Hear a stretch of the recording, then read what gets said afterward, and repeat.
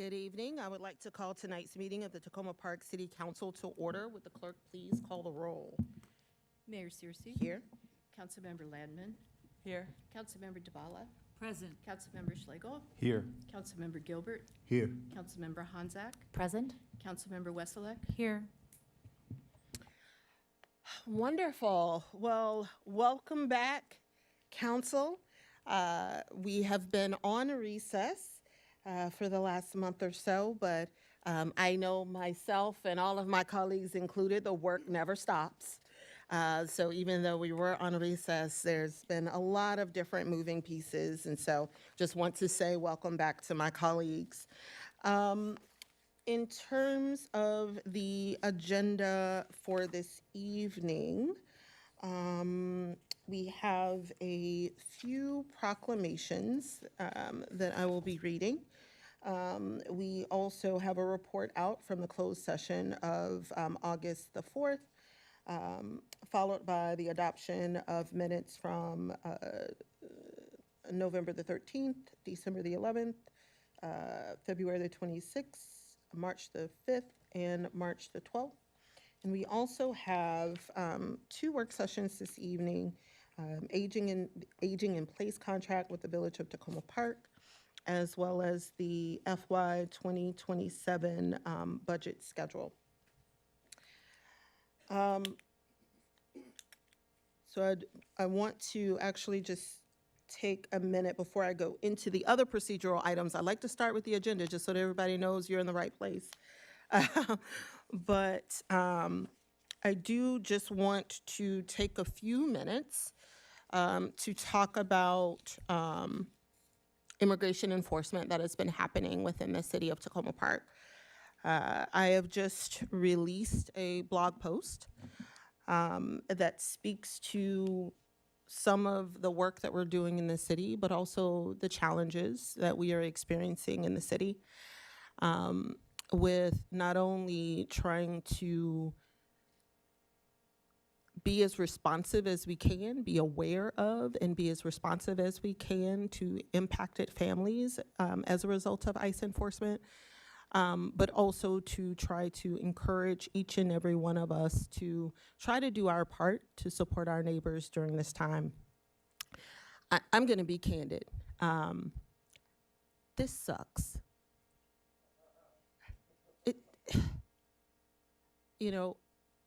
It has been extremely difficult. We don't receive much information about what ICE is doing in the community. We don't receive any information at all. I haven't gotten as back in the swing of things, so you're going to catch me a little bit more raw than you're normally used to. We get zero information about federal law enforcement that is happening in the city prior to it occurring. I know that there's a call amongst many of our residents to try to share information about what is happening, but we don't have it. I can walk you through in a very candid way what happens. We maybe receive a social media post or an email about what someone has witnessed. Depending on whether or not we get good photos, we may be able to try to verify something. In many cases, we can't. The big thing that we have been trying to do in the community is try to prepare our residents, our businesses, in the event that ICE enforcement comes to their door. We've been working with organizations like CASA. We've been working with the Montgomery County Immigration Resources Center to do things like canvassing in some of our most impacted segments of the community. So for example, the Crossroads and Long Branch, to really just try to make sure that we have some boots on the ground. Additionally, as we are finding out about families that are impacted, now I want to stress that we typically don't get any information about the individuals, or very little information about individuals that may be detained if we don't have either direct contact with family members or neighbors, or they've signed the necessary release documentation in order for that information to be shared. So that means not only are we challenged to verify whether or not an ICE detainment has actually happened, we are also typically at a bit of a standstill of knowing who was actually detained and what their family needs and where their family is located. So the end result is really working through a number of informal channels that we have to try to build trust within our community, because I just want to be very candid. We're the government, and most immigrant communities right now don't trust the government, and I don't blame them. So making sure that there's a level of trust with us as a city, but also making sure that we're able to direct them to the appropriate partners as well as the resources that we have in the community.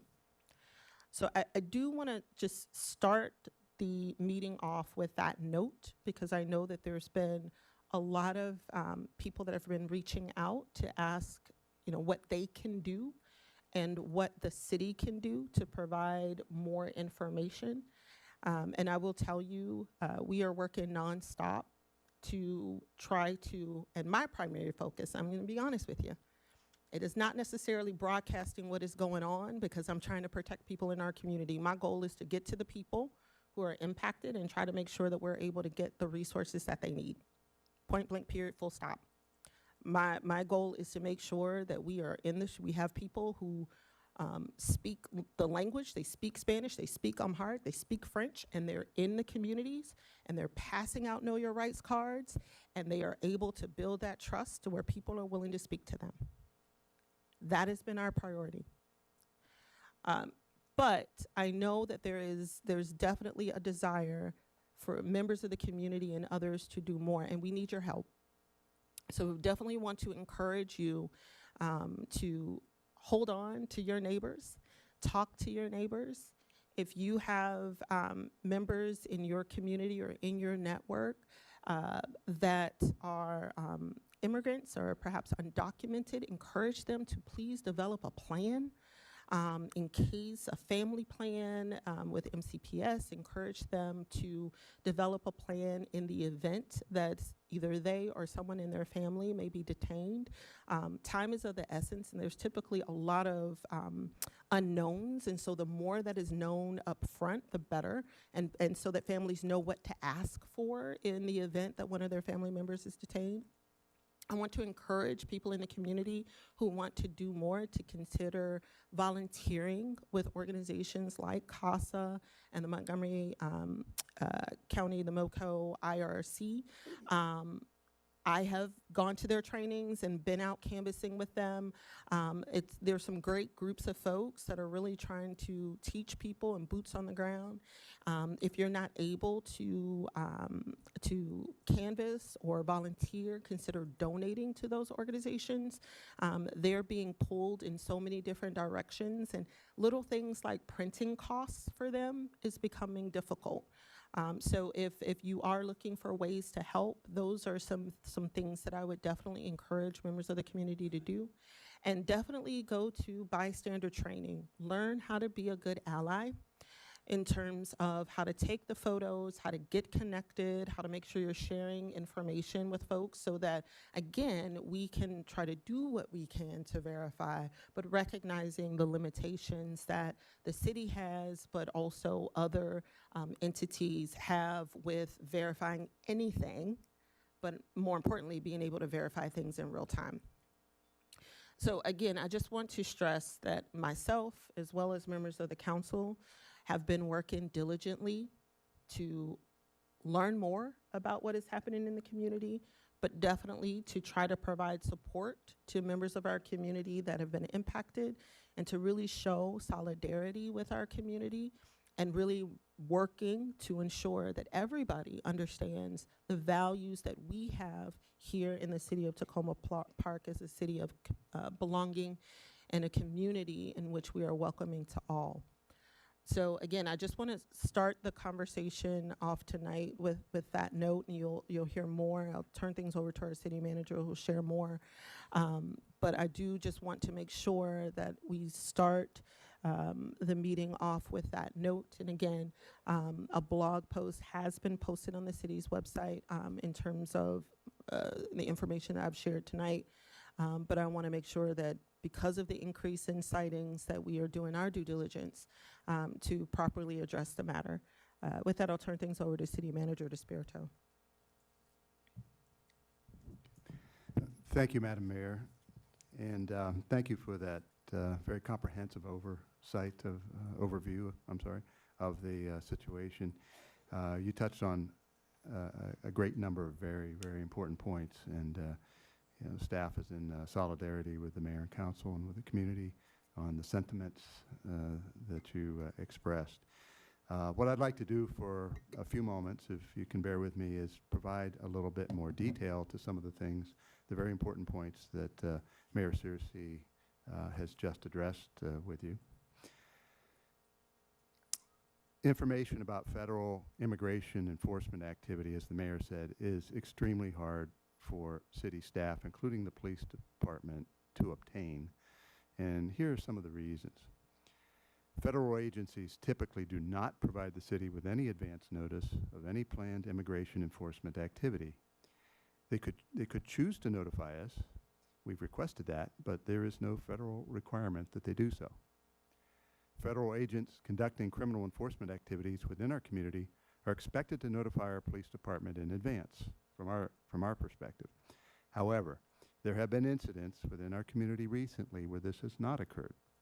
The city has formally informed ICE administrators at their Baltimore field office of Tacoma Park's displeasure and argument with their lack of prior notification to us, and asked that they begin providing advance notice to us. Action by federal agencies in the field is typically quick, often lasts just a few minutes, and then they're gone, usually long before there's an opportunity for the city to become aware something has happened. Obtaining information and confirmation after the incident is also very difficult. Nothing is sent to us, and our attempts to reach out, and we've made them, and gain information are often fruitless, and at best, sometimes just an acknowledgement that they were there and nothing else. Our attempts with emails and calls have either gone unanswered or add no additional information. Incidentally, most of the activity that has occurred in our community has appeared to be related to federal agencies making criminal arrests related to specific individuals whom they are seeking. Another complicating factor is that there are so many different federal agencies in this region that it's difficult for staff to identify which agency is conducting enforcement action at any given time, either prior to or even after these incidents occur. Additionally, federal agents are, unfortunately, not legally required to provide their names and identification. This practice is very different from that of our own city officers, who in fact are required and do provide their names and identification upon request. Federal agents have typically operated with unmarked vehicles. They sometimes have uniforms and sometimes have been dressed as civilians. Sometimes they display the name of their agency on their clothing, and sometimes they don't. Sometimes agents wear masks and sometimes they do not. There are probably various variations of all of this amongst the many different federal agencies who are involved in serving warrants and in immigration enforcement activity. All of this amounts to why the city is not able to be definitive regarding the facts pertaining to any given federal agent activity that occurs in this community. Our putting out information to the public that is highly incomplete, perhaps inaccurate, sometimes based on rumors or hearsay or reports from the field, but not confirmed by the federal authority involved, would do more harm than good. It is very important that when our city does release information to the public, that we have some level of confidence that the facts are accurate and complete. To date, we have not had that level of reliable information to meet that necessary standard. There are incidents that occurred even weeks ago for which we still only have sketchy and unconfirmed information. Also, it has not been the practice of the Tacoma Park Police Department to include in its weekly crime report any activities lawfully conducted by outside law enforcement agencies. When other local law enforcement agencies come into our community to execute a criminal warrant or take other enforcement actions, they typically inform our police department in advance of taking such actions. This activity does not appear in the city's weekly crime report since we do not have all of the information necessary to report out accurately on the incident. But information about these incidents is normally provided by the involved outside agency. That is clearly not being done by the federal agencies to date. The City of Tacoma Park's municipal code stresses that while performing their duties, city police cannot help with enforcing federal immigration laws that could lead to deportation. City employees, including the police, cannot inquire about resident citizenship or immigration status unless required by federal or state law, such as when someone is applying for a city job or a U.S. passport. City workers cannot share information about a person's citizenship or immigration status with anyone unless required by law. And city workers cannot discriminate against anyone based on their citizenship or immigration status. I'd like to provide some information about what the city is doing, and Madam Mayor touched on this to a great degree, but I want to provide a little bit more specifics. Our police department has and will continue to try to get federal agencies to provide advance notification of any and all imminent actions by them with respect to serving criminal warrants and enforcement of federal immigration laws that could lead to deportation. We will continue that effort. The city is here to help our residents impacted by immigration enforcement.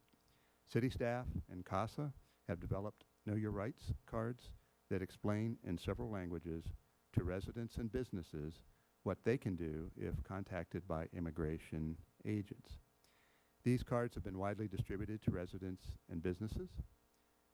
City staff have also worked directly with our business organizations in the community, including the Tacoma-Langley Crossroads Development Authority and the Old Tacoma Business Association, to provide information to businesses and their workers.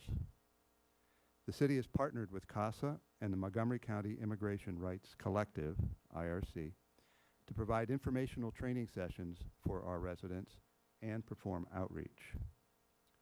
As a city, we will continue to help direct people to resources that they need. There is information posted on the city website with links to various caregiver organizations which can provide assistance in a variety of ways, including Know Your Rights, legal resources, food assistance, and other important resources. Immigration status will not be asked. The city and its partner organizations will continue to educate residents regarding knowing immediate actions to take and encourage residents to create a family care plan should they be affected by a federal enforcement action. The city is exploring additional ways to support community groups and local organizations who are serving as our partners, particularly in this endeavor. City staff can help assist families of persons who have been detained by federal agencies by connecting them with these community groups and other local organizations.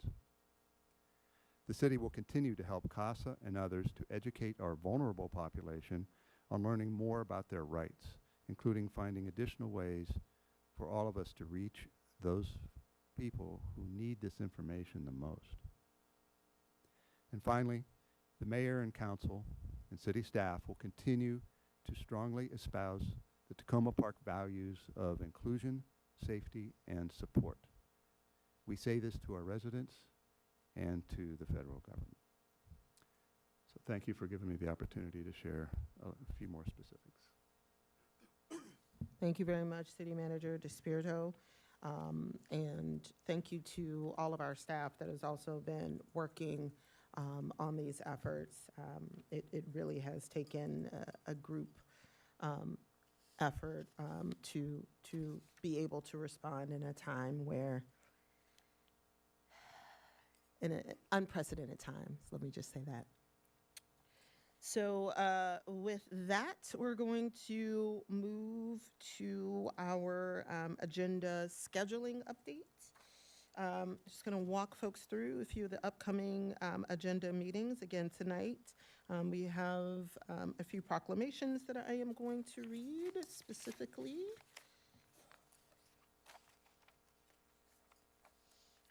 Proclamation recognizing Suicide Prevention Awareness Month. Proclamation recognizing National Preparedness Month, as well as proclamation recognizing Welcoming Week 2025. We will also have 2 work sessions this evening, Aging in Place contract with the Village of Tacoma Park, as well as the FY 2027 budget schedule. As a reminder, on Thursday, September the 10th, there is a tenant forum that is scheduled for 6:30 p.m. It will be in the September, I'm sorry. We are, hold on. That's tomorrow, yeah. Yep, September the 11th. Come on, people, don't get me distracted. I'm trying to get back in the swing of things. All right. September the 11th, that's tomorrow. The tenant forum, which will be at 6:30 p.m. In the auditorium. On Monday, September the 15th, is the ribbon cutting for the library and community center grand opening. It will be at 2:30 p.m. at the library in the parking lot entrance. Want to encourage people to come out. On Wednesday, September the 17th, the council will meet at its regular time of 7:30 p.m. We will have a voting session. The first is the first reading ordinance approving the aging in place contract with the Village of Tacoma Park. The second is the resolution adopting the FY 27 budget schedule. We'll then have 3 work sessions. The first is the FY 26 budget amendment number 2. The second is a contract for EV chargers. And then we will have a work session on a contract for stop sign cameras. On Monday, September the 22nd, Rosh Hashanah begins at sunset. On Wednesday, September the 24th, the council will meet at 7:30 p.m. We will have first a presentation on the Metropolitan Branch Trail Design update. We'll then have a voting session. The second reading ordinance approving the aging in place contract with the Village of Tacoma Park. The second is the first reading ordinance approving the FY 26 budget amendment number 2. The next is a single reading ordinance awarding a contract for stop sign cameras. And then the single reading ordinance awarding a contract for EV chargers. We will then have 3 work sessions. The first is the police vehicle purchases. The second is police security camera trailer purchase. And then recommendations for appointments to youth council. On Wednesday, October the 1st, Yom Kippur begins at sunset. And therefore, on Wednesday, October the 1st, tentatively, the council is not scheduled to meet. Okay, with that, I am going to move to our proclamations for tonight. The first is Suicide Prevention Awareness Month. Whereas September is National Suicide Prevention Awareness Month, and time to raise awareness, promote hope, and normalize help seeking. And whereas suicide is a major public health concern that affects people of all ages in the United States and is among the leading causes of death. And whereas, according to the Centers for Disease Control, there were 49,000 deaths by suicide in 2023. That is 1 death every 11 minutes. And whereas this year's suicide prevention's overall theme is Together in Strength, Dignity, and Purpose. And whereas evidence shows that providing support services, talking about suicide, reducing access to means of self-harm, and following up with loved ones are some of the actions we can all take to help others. And whereas access to resources is crucial so that those in need of support can easily find care. And whereas the City of Tacoma Park began a 2-year pilot program to hire mental health counselors to address mental health and related needs in the community. And whereas the 988 Suicide and Crisis Lifeline continues to be a vital helpline that provides free and confidential emotional support to people in suicidal crisis or emotional distress 24 hours a day, 7 days a week. Now, therefore, I, Talisha Searcy, Mayor of the City of Tacoma Park, on behalf of the City Council, staff, and residents, do hereby proclaim September 2025 as Suicide Prevention Awareness Month. The next proclamation is National Preparedness Month, which is September 2025. Whereas the theme of this year's National Preparedness Month is Preparedness Starts at Home, and whereas National Preparedness Month is observed every September to raise awareness about the importance of preparing for disasters and emergencies that could happen at any time. And whereas National Preparedness Month creates an important opportunity for the Tacoma Park community to focus on preparing its homes, businesses, churches, schools, and institutions for any type of emergency, including storms, natural disasters, and accidents. And whereas this month's theme epitomizes the household readiness is not just a priority for individuals and families to take tangible steps to protect themselves before disaster strikes, but a core foundation for broader community resilience. And whereas individuals and families are encouraged to set aside a time where everyone is calm and relaxed to discuss emergency planning and preparedness as the path to organizational and community resilience begins with personal responsibility. And whereas the Tacoma Park Emergency Preparedness Committee advises the City Council on preparedness issues and serves as a resource for residents by promoting preparedness.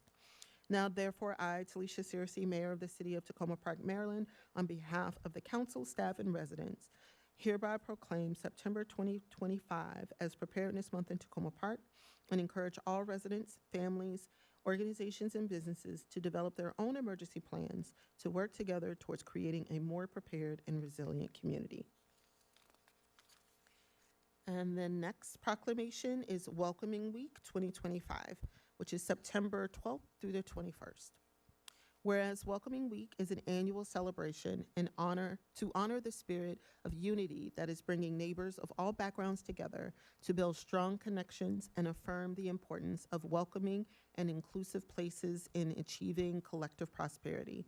And whereas the City of Tacoma Park is home to a diverse population of refugees and immigrants, adding to the economic strength and cultural richness of our community. And whereas the City of Tacoma Park is a welcoming city that celebrates the growing diversity of its residents, it acknowledges that refugees, immigrants, and all newcomers enhance the culture, economy, and well-being of our community. And whereas our community's success and well-being depends on making sure that all residents feel welcomed here.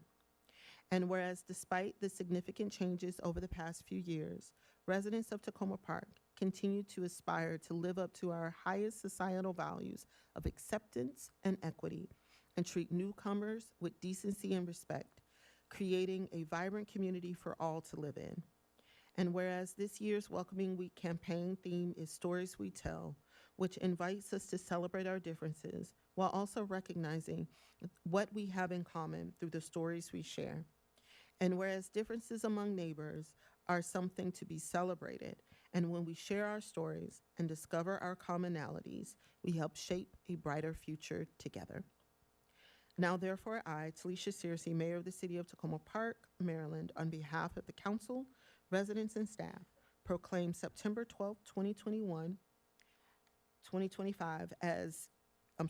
September 12th, 21st through the 21st, 2025, as Welcoming Week and invite all residents of Tacoma Park to join this movement of communities nationally and internationally by renewing our commitment to our core values and by acting in the spirit of welcoming and taking this opportunity to explore one another's cultures, experiences, and perspectives. In doing so, find what connects us. Thank you. And so the next item on the agenda is a report out on closed session from August the 4th, 2025. On August 4th, 2025, the City Council convened on Zoom to vote to meet in closed session pursuant to Maryland Code 3-305B1 of the General Provisions article to discuss the appointment, employment, assignment, promotion, discipline, demotion, compensation, removal, resignation, or performance evaluation of an appointee, or official over whom it has jurisdiction, and any other personnel matter that affects one or more specific individuals for the purpose of determining the scope of an audit related to Cooper v. City of Tacoma Park.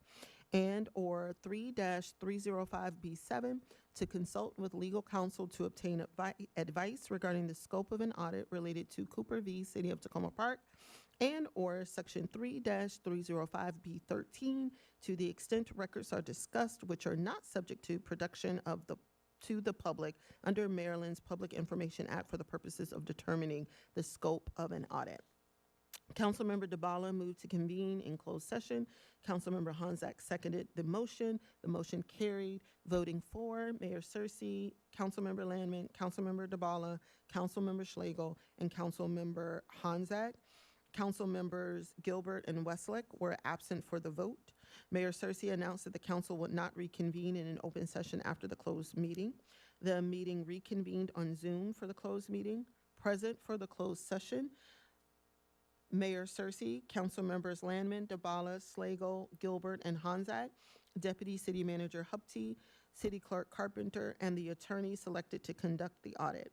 The council discussed the general scope of the audit. No action or vote was taken. The meeting was adjourned at 7:40 p.m.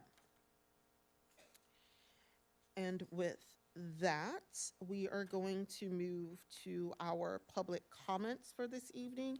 Given that we do not have any voting items, we're going to move to general items. Do we have any general public comments this evening?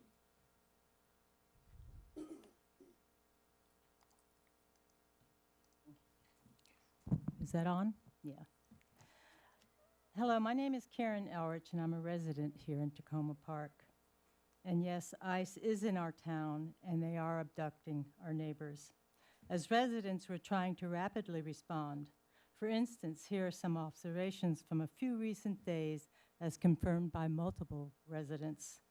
On August 31st, acting on a tip from the community, a resident observed at least 6 vehicles, all with Texas plates, gathered behind the Best Buy furniture store on New Hampshire Avenue. The resident observed at least 4 men wearing tactical vests and 1 displaying an ICE badge. The resident got out of their car to take photographs, which is legal. The agents quickly retreated, verbally assailing the resident, and left. The next day, the same agents were in the parking lot behind the Super Laundry Service on New Hampshire, and the resident took more photographs. 3 agents boxed the resident's car, parking so close to the driver's side as to make opening the car door impossible. On September 4th, the agents were once again parked behind Best Buy. The resident observer did not exit their car that time. 1 agent approached them aggressively, verbally assailing them, and threatening to call the police and have them arrested for harassment, for doing what was legal. The resident left the scene immediately. Other community residents then observed the same agents at the Bestway supermarket parking lot at the Piney Branch, just looking around to see who they could find that are black and brown. And the members of the community went to the parking lot and made their presence known. After a while, ICE left and no detentions were made. So here we are, folks. Our neighbors are abducted, and on Monday, the Supreme Court ruled it's okay for ICE agents to stop suspects based solely on their race, language, or job. Our neighbors are being fired from their federal jobs. Climate change resources are being drained. Vaccine, women's health, science research being stopped. Our military is being illegally used against our own countrymen. So what can we do, both the city and the residents? Educate ourselves, take trainings, demonstrate, and do the work of witnessing and recording. Write your representative. Join Tacoma Park Mobilization. Bang on pots and pans in front of the busboys. Go to the Peace Park at the gazebo on Sundays. Find what you are comfortable with doing and do that. Find your voice and use it. Be ready to step outside your comfort zone to stop this. And I'm glad we heard from our city leaders. We were kind of wondering what you were thinking. But we need to know, and if it has to come from residents and not from the city, we're going to have to figure out where people are being picked up. We hear it, and it's spread across many different ways. There's a lot of rumors. Oh, it happened here, it happened here, it happened here. What I read was verified, and I think we have to find a way we know where things are happening so that we can at least know if there's something happened, we know it happened there. We don't have to have A, B, C, D. We need to know that on, Sunday, this person, not the name, a person was picked up out of our neighborhood and removed. And people need to know that so there's not 10,000 rumors out there about where and what is happening. Because there's a lot of residents working on lots of different ways, kind of underground, and there's so many rumors continue. People call me all the time, well, I heard this and I heard that. And unless I know, and people do know, and we know, and you guys know where things have happened. And I think we have to figure out how we can make that Thank clear. you. I'm sorry. I'm a little out of practice, and so I let you go along. Thank you. But thank you so much, and I appreciate your comments. And just as a reminder for folks, you have 3 minutes. Is there a clock? There should be. We have a clock. All right. Let's make sure it's up. Okay. There we go. Good evening. I'm Sue Miller, Ward 3. Recently, I've been inspired by the mayors of Chicago, Baltimore, and Alexandria. On August 18th, the mayor of Alexandria held a press conference about an action of federal agents in the city and said, quote, "The men who were taken today, who were kidnapped today, they were not strangers. They are our neighbors. They are someone's parent. They are someone's son, someone's brother, cousin, friend.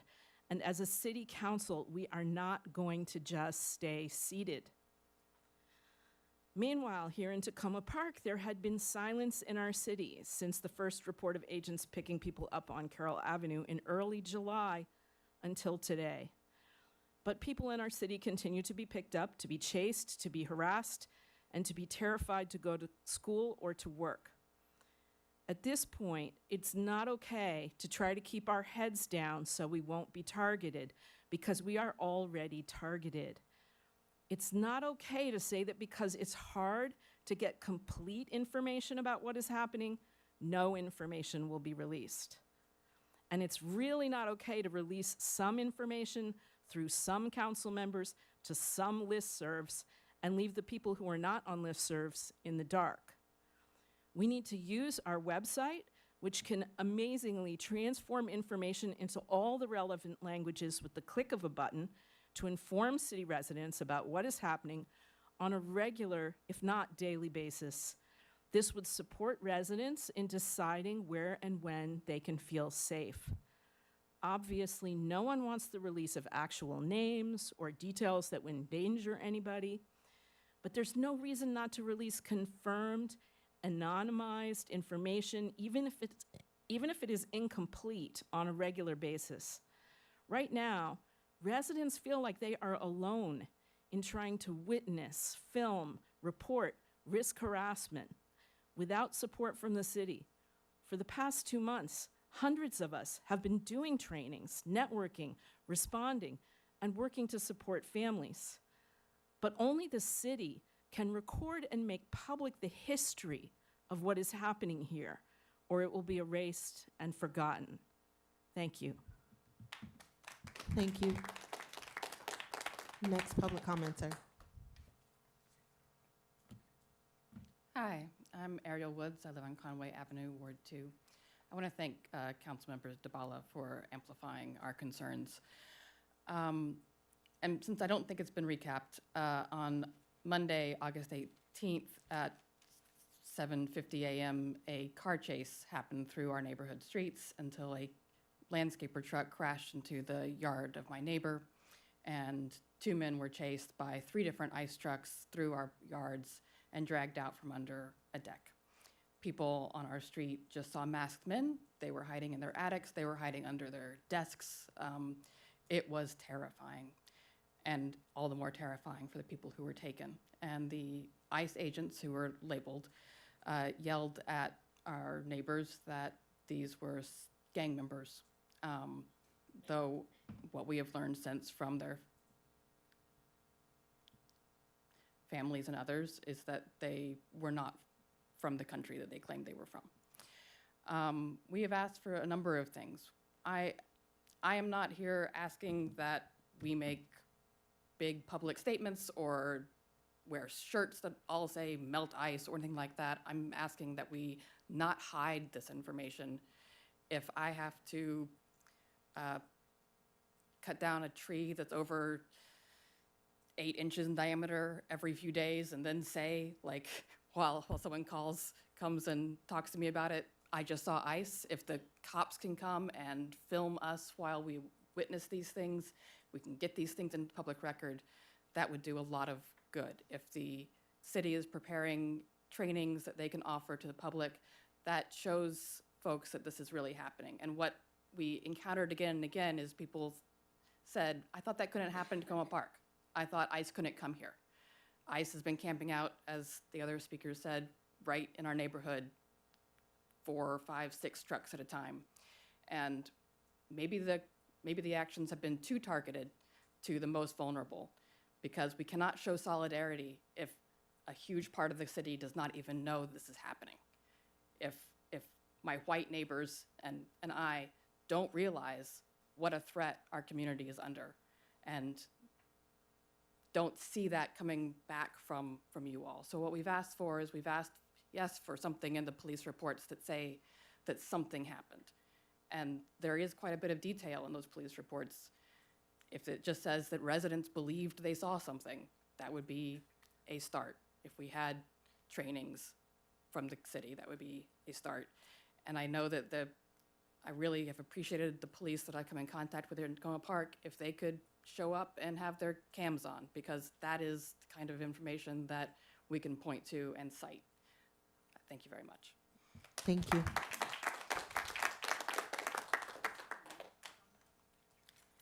Hi, good evening. I'm April Kissel-Diskin. I live at 111 Lee Avenue. I'm in Ward 4. I moved to Tacoma Park in December 2006 to flee an abusive relationship in Prince George's County, and I've been here ever since. I'm a landlord who has to contend with rent control. I wonder if there is also a landlord forum that meets that the city could help and us to be supportive with each other, because it's not easy to contend with. I want to say one name, because I've heard a lot about how ICE is supposedly doing a bad thing right now. The name I want to say is Dakara. Some of you may or may not know who she was. If you do, I think you know what happened to her and who did it. And that's all I want to say about that. I only very recently became aware of the $1 million settlement reached by the city on behalf of the police department with a civilian employee complaining of sexual harassment. So I'm late to the party on this. But one of the folks who figures prominently in the complaint is Deputy Chief Philippos. I have also had dealings with the Deputy Chief in connection with an assault by my husband that occurred last year. Deputy Chief Philippos repeatedly tells me that I need therapy in response to my questions about how to file charges, if the police are going to move forward with that, if I need to take action. I went to district court, by the way, in Silver Spring to file for a protection order and to press charges against my husband, but I was forbidden entrance to the courthouse upper floors because I had a bottle of water. Victim coordinator Gigi Saavedra has not been of any help to me, which has been very disappointing. Officer Valenzuela was very helpful to me when he responded. He was supportive, he was kind, but the domestic violence packet he gave to me was just kind of some very cheap, hard-to-read Xerox copies that had been hurriedly run off. They were hard to read, they were hard to make any sense of. The person I want to thank right now is Ms. Cooper for risking her livelihood and her well-being by coming forward. I fear that Deputy Chief is going to become Chief, which I don't think will be good for anyone who dares to question him, and I'm out of time. At this point, I don't think I want my tax dollars supporting the police department in Tacoma Park any longer. Thank you you very very much much. for listening. Thank you. Hi, I'm Shalini. I'm with Crystalis. We're having an event coming up on September 28th in the city on Washington Adventist University's campus, and I was told I could share with the council about it.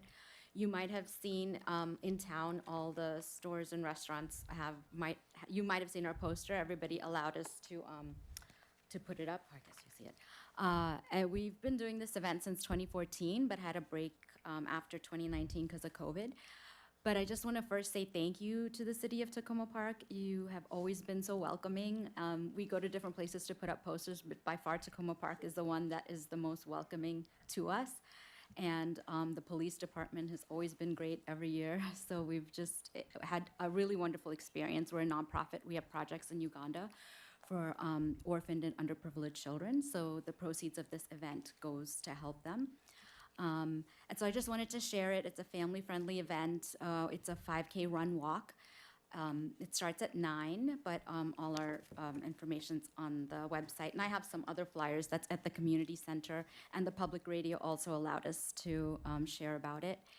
And there's a kitty dash. It's a superhero theme because if you show up, everyone is a hero to our children. And that's all I wanted to share. This is our first year that anyone has told us to come here, and so we really appreciate it. Thank you. Thank you very much.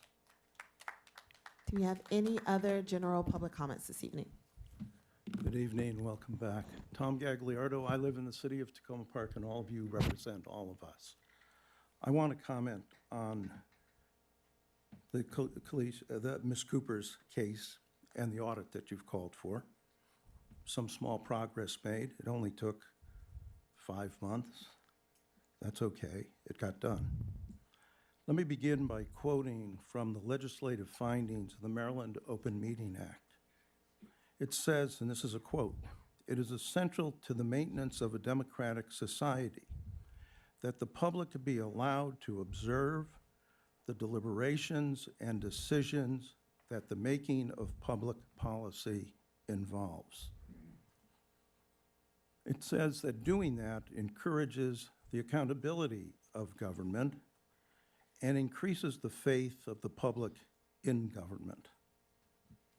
In Tacoma Park, the progressive city of Tacoma Park, you held closed sessions contrary to the open meetings law on April 23, May 2nd, May 7, May 21, June 3, June 18, June 29, July 9, July 16, July 23rd, and August 4th. I know you think you've complied with the law by citing a provision. You're wrong. I gave you advice every time I objected, but I didn't give you my advice. I gave you the advice of the Maryland Attorney General. I quoted from his manual on the Open Meetings Act, and you disregarded it. Let's see what the audit results in, and let's see whether you'll make the results known to the public, or will you keep that mostly hidden as well? Thank you very much. Next public commenter. Your Honor and the members of the council, I'm here on behalf of the Village of Tacoma Park, which is a volunteer organization for which I serve as a volunteer electrician to help folks in this town get things repaired in their homes. I was working at the Fix-It Clinic, and Sandy Egan, who sews there with her daughter, approached me to ask me if I would volunteer. And this is like the Fix-It Clinic. It makes house calls instead. Sandy was sewing, and it's an appropriate metaphor because what she and other members of the village do are they're really weavers, and they're weaving the social fabric of this town. Love your neighbor takes a corporeal form when you show up at someone's house to help them make their house more livable in a way that perhaps an elderly or disabled person can stay in that home. Sandy has her eye on every person. Has this uncanny ability to tell me in advance the house you're going to go into as this person, this is what they're like, this is what you can expect. And it's simply remarkable. It helps me a great deal because I have to do a little bit more than just show up. I can't say get out of my way. I have to let them, welcome me in their house. Sometimes I have to, or it's really Sandy, it calms them down a little bit, like this is a stranger in your home. But what happens and what has happened, and I'm going to get personal, use a personal pronoun here, but I've made so many friends with my neighbor. Harvey Solomon is behind me. He's going to talk to you. I didn't know who Harvey Solomon is, but I can tell you what he became after I met him. He became a volunteer after he received services from us. He then helped me on a really tough electrical job that took all day in a hot home, working outdoors and fighting off mosquitoes, uncomplaining, well, mostly. And he's just an example of one of the relationships I've made that have woven the fabric of this community just a little bit tighter. Mayor Cersei, you spoke about welcoming as a theme tonight, and that's what the Village of Tacoma Park does. It welcomes volunteers into people's homes, and we end up learning from each other and fixing one another as well as the properties that we look after. Thank you very much. I have 2 customers who are going to follow me here. Wonderful. Thank you so much. Hello, everybody. My name is Linda Nuna Shrog. I live on 708 Erie Avenue with my husband, Bill. And I'm here to thank you again for the support you have given us in getting an air conditioner to the Village of Tacoma Park. And to most of you who have air conditions, it means nothing. But to us, we've lived for 30 years in the city. And to get a free air condition and a free service to install it on a hot day, Tom here, not only is a friend and a neighbor, he's more than that. He left whatever he had to do to come to our place and install the air condition, and later on came and installed the vent in our kitchen. It means a lot to us. It means a lot to all the seniors you have helped with this.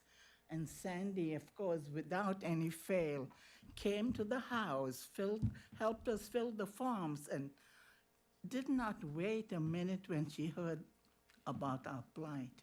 We are still not used to the air conditioner, I'll tell you that. A few days ago when it was hot and clammy, I said to Bill, we need to put the fan on. He said, why? We got an air conditioner. So, this is so new and wonderful to us. We thank Village of Tacoma so much.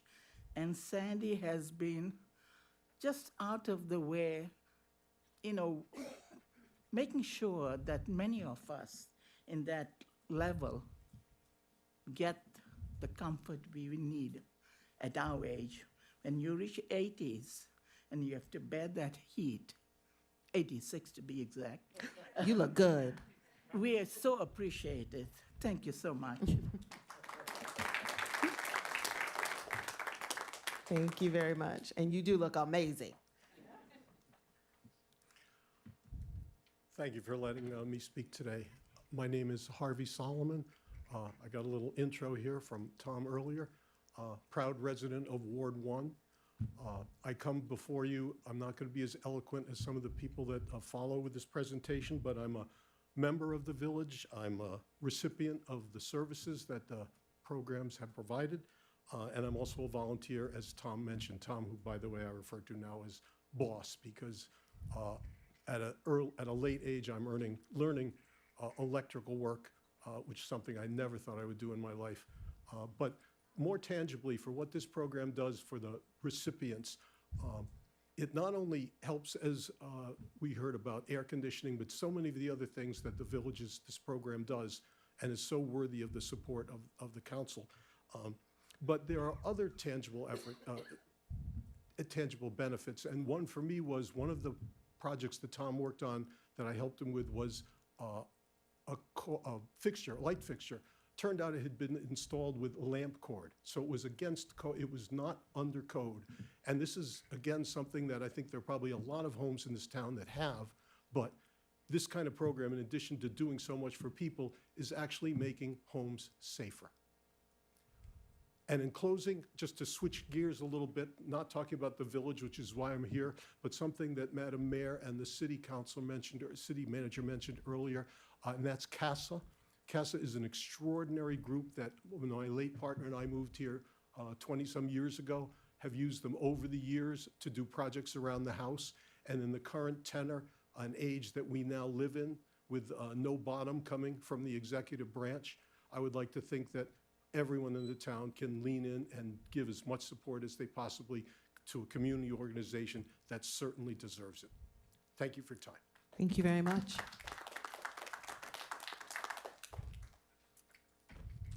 Hello, I'm Emily Van Loon, and I represent the leadership of the Village of Tacoma Park.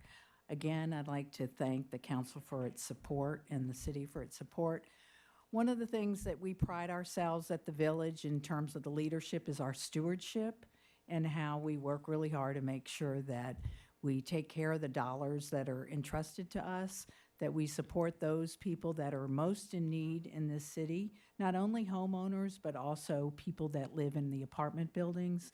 We've put in countless grab bars for seniors. We just put one in through the city that was a referral from somebody in the city where a senior had been trying to get a grab bar put into their house. And so I'm not going to speak long because I think our volunteers really tell the story and those that we serve tell the story. But I just wanted to say that we are here to support our community and not only providing rides to medical appointments, referrals to other organizations. We work in partnership with Meals on Wheels, and is often through these many partnerships that we have, especially with Patty in the city of Tacoma Park, that we find out about those individuals that are most in need in this city. I did want to add that we are trying to form a better partnership with the individuals at the Long Branch Senior Center so that we actually can reach out in a more positive way to our immigrant community and help them during this time that they struggle. So thank you very much for your support. We really appreciate it. Thank you.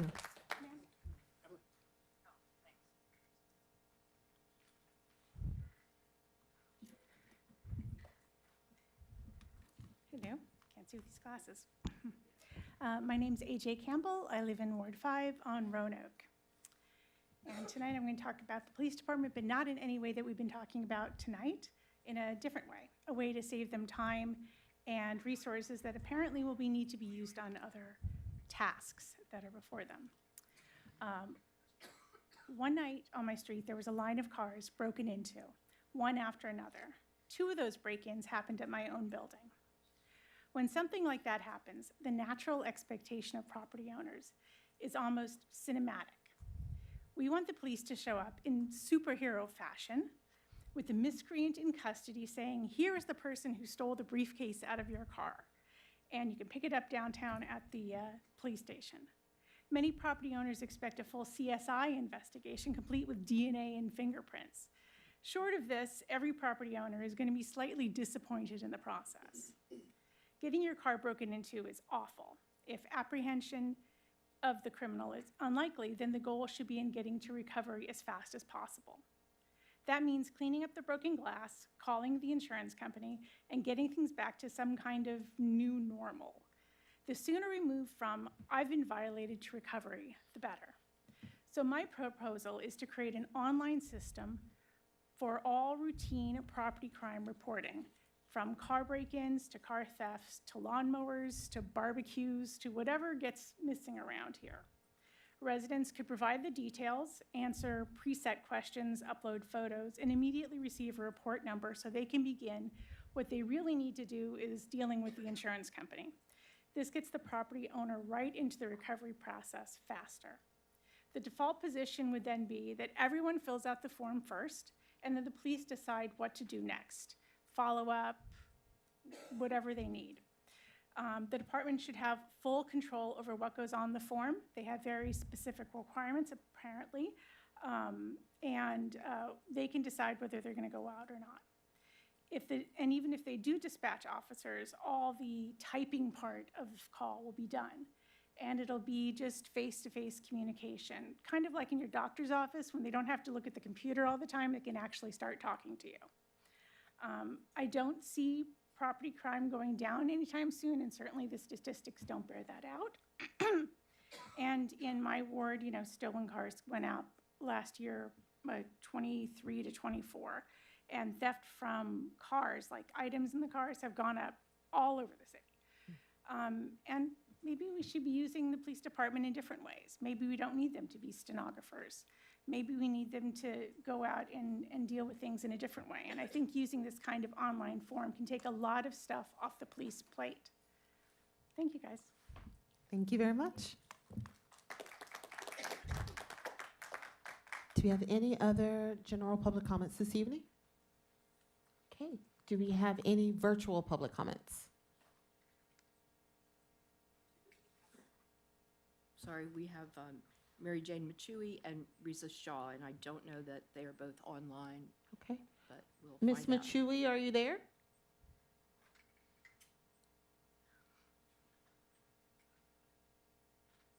Ms. Machui?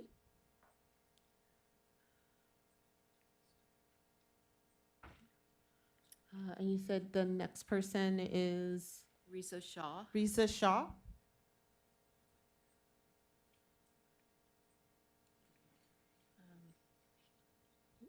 Risa Shaw? Yeah, she is not online, but Okay.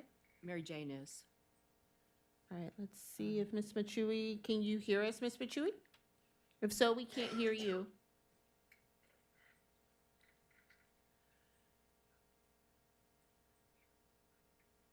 She's coming. Okay.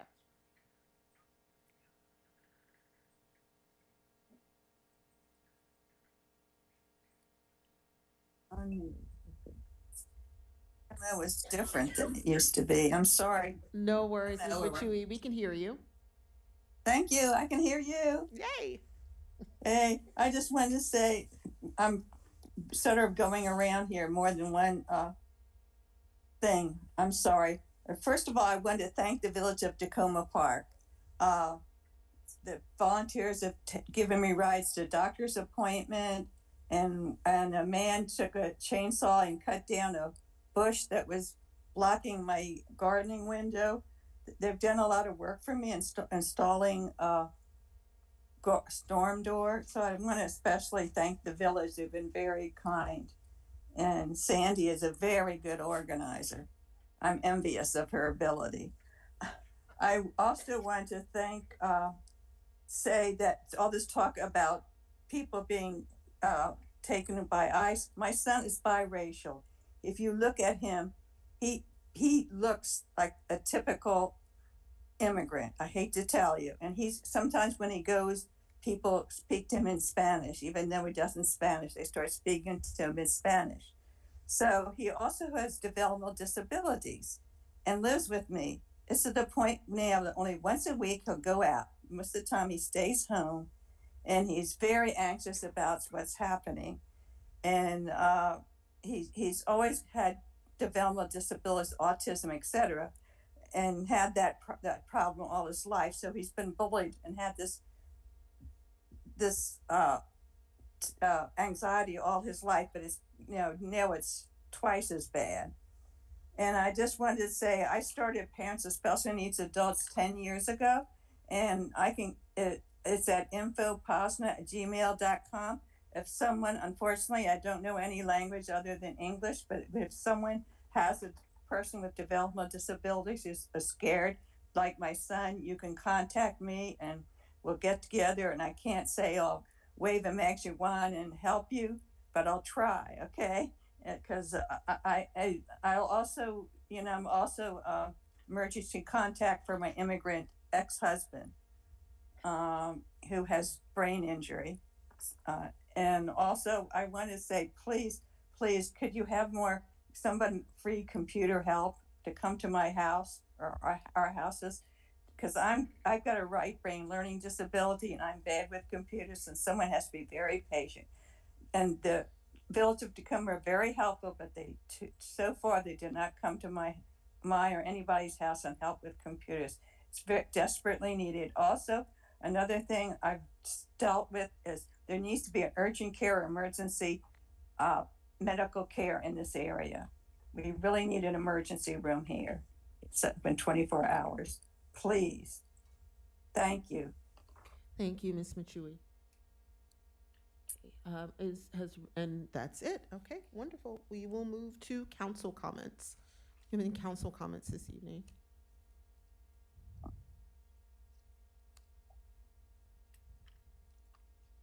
Councilmember Honzak? Thank you, Mayor.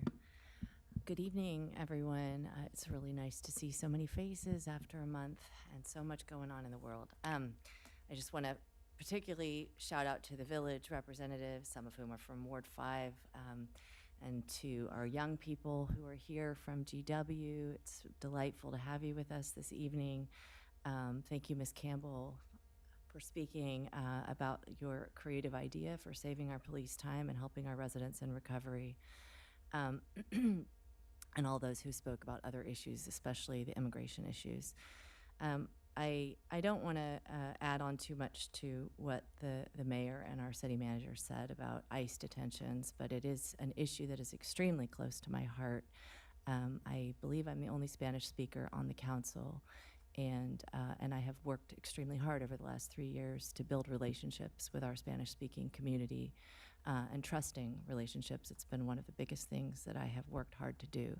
And so it has allowed me to build relationships with a couple of families that have been affected in our community. And that's all I'm going to say about that right now.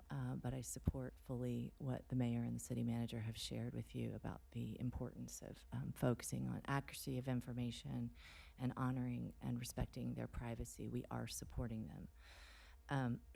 In particular, I've had a number of other community members, not those who had their family members detained, ask if I could help support the organization of a walking school bus for Rolling Terrace youth. I've also been present at a meeting in which people are trying to develop a walking school bus for Sims. I fully support those efforts and helped connect folks to each other so they could do that. And I think I want to quote, actually, I want to quote from one of my wonderful Ward 5 residents who just said tonight, when you volunteer, you help weave the fabric of this community a little bit tighter. I've been sitting on this, actually, interestingly, for the last 4 days with an email on my desk that I thought, maybe everyone will think if I say that out loud in my email or in writing that it's just a little too trite because, you know, it just doesn't fully feel like it's responding to the moment, which is so very heavy. But I have to say, I think you've just hit the nail on the head. That's the message I keep thinking about. You know, I walk down the street and I try to smile at those neighbors, show them I'm a person they can trust. But I know that the reason that I've myself, and I'm speaking in very personal terms because I have grown so much as a neighbor in this community over the last 3 years, even though I've lived here for 20 years, by going out and getting to know those neighbors. And I know that many of you who do volunteer work regularly in our community have gotten to know your neighbors in that way. I think it's harder if you're not a Spanish speaker or a speaker of another language to get to know those neighbors who don't speak the same language. So I guess I want to encourage everybody to try really, really hard to find a volunteer opportunity if you haven't already, in which you can do that. And I love hearing that the village is working with Long Branch to try to go out. I offer myself have a WhatsApp group of Spanish speakers in the Ward 5 Long Branch area. Maybe we could advertise for the village on that WhatsApp group. Anyway, I just think it's a great idea. And I spent most of my day extremely focused on the Supreme Court case decision that was taken on Monday, trying to think really hard and talking to our police chief. Thank you, Chief, for giving me time today. about what we as a community, what more, if anything, we can do. I'm devastated, as I know all of you are, that racial profiling is suddenly okay, and that my husband, who has a heavy accent, who fortunately doesn't have a darker face, could be standing out somewhere and could just be asked for his papers because of his accent. That is now perfectly legal, apparently, according to SCOTUS. It's hard for me to digest, as I know it is for everyone sitting out there. So that said, this weekend we have the Long Branch Festival starting Friday night. I hope that to see some of you out there. If you haven't been before, please come out. It's the biggest Long Branch event of the year, 5 to 9 Friday, 11 to 9 on Saturday, centered around Flower Avenue Urban Park. And last weekend, I want to share something with you because, again, this gets back to the issue of immigrants in our community. I ran into Ward 5 residents as I was coming back from the Folk Festival, and they told me they weren't able to attend the festival because they felt too scared to attend. They happened to be Latino. I knew them really well because they help volunteer every single week in our community, and they are Spanish speakers. All of their children are U.S. citizens. But they told me something that was absolutely devastating to me. They tried to get onto the number 12 bus this week, and the mother was speaking Spanish to her child, and she was told she could not get onto the bus by the driver because she was speaking Spanish. At least that's what she understood. I honestly don't have a lot of answers. I'm just sharing with you the shock and horror of all of this upon all the other things that we're hearing. And as we go out, I just hope you'll do everything in your power. I know everybody would have said something if you saw this situation, but anyway, that's happening. Monday is Salvadoran Independence Day and will be the beginning of Hispanic Heritage Month, which I'm sure we will be announcing later. It's hard to digest as we talk about Welcoming Month, all these things that are going down around us, and I invite your ideas for what we as a council can do. Thank you. Thank you, Councilmember Honzak. Do you have any other council comments this evening? All right, now the lights are going. Councilmember Gilbert, I'm sorry. Thank you, Mayor. I'm also very appreciative of the many comments tonight. I won't go too much further into the issue on immigration and ICE, as my colleague, Councilmember Honzak, did a wonderful job expressing herself, and I echo her feeling and comments. I just remember being a young law enforcement officer and the frustration that we felt when we had not just federal agents that were coming to the city to do work, but even our bordering local law enforcement agencies, and the concerns on officer safety. That was the biggest thing for us, was making sure that we knew when they were coming and or what they were doing, and that's not always easy to do. There have been times when we had to investigate crimes or things that led us across borders, and where we couldn't make the best notifications, but we did the best we could, and we tried to foster good communication and relationships with our bordering agencies and federal agencies. And so for me right now, my biggest concern are the officers and their safety, not just our officers, but our bordering jurisdictions and the ICE officers, because they've been given instruction. And I'm sure they're young men and women that just want to pursue their law enforcement careers. And unfortunately, they're getting bad guidance. And we're where we are right now.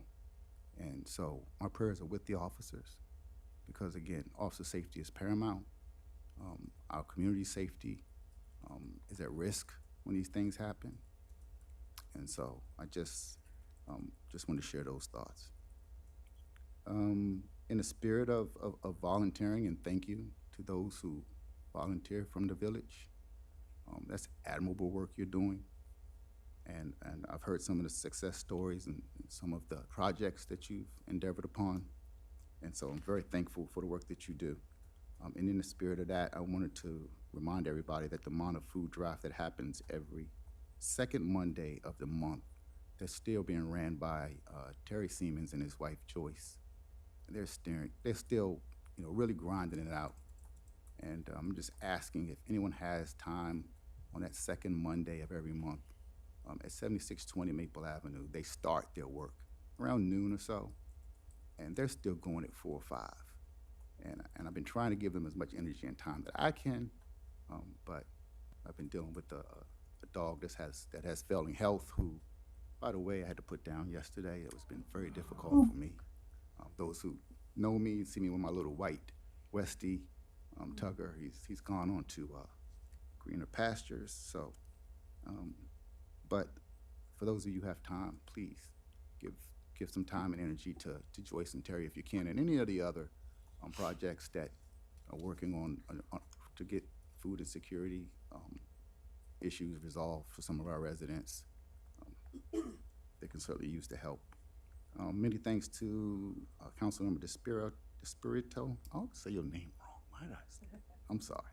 And Director Braithwaite for their swift response to some concerns on pedestrian safety, specifically the intersection of Jefferson and Lincoln. Some of the residents there have been concerned about pedestrian safety, so we look to have some suitable resolutions for you soon there, so thank you for that.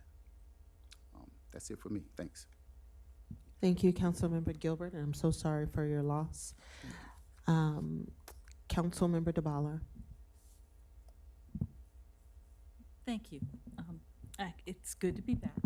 I had a couple things I wanted to address, but first I want to say what's been on my mind, and apparently most of you for most of the time we've been on break, and that is the topic of one of the topics of the night, the escalation of federal agencies in our area, seeking and detaining undocumented residents. And I don't say this enough in public, so I'm going to say it. I care deeply about this issue, and my first concern is protecting our residents who are most vulnerable and supporting those who are in close contact with them. In doing that, perhaps I have erred on the side of not. But now we're in the situation where all our residents are involved, whether that was intended or not. The situation has changed. So I really appreciate the city manager and the mayor beginning the dialogue here about what's been going on. And Ms. Woods beat me to it because I was going to describe in fairly graphic detail what happened on Conway in the middle of August, and I was going to go through, I think I will again, go through the request from the residents from that neighborhood.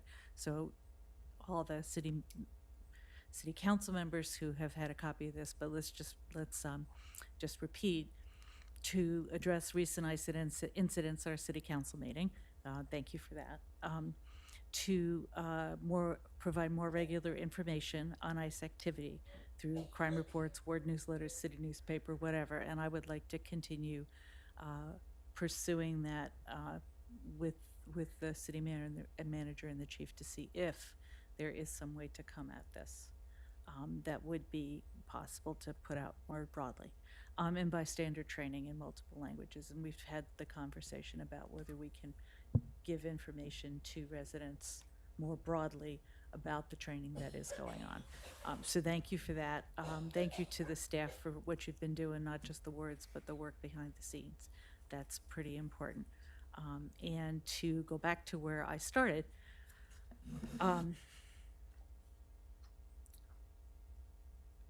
picking up on something that Council Member Gilbert and others have said.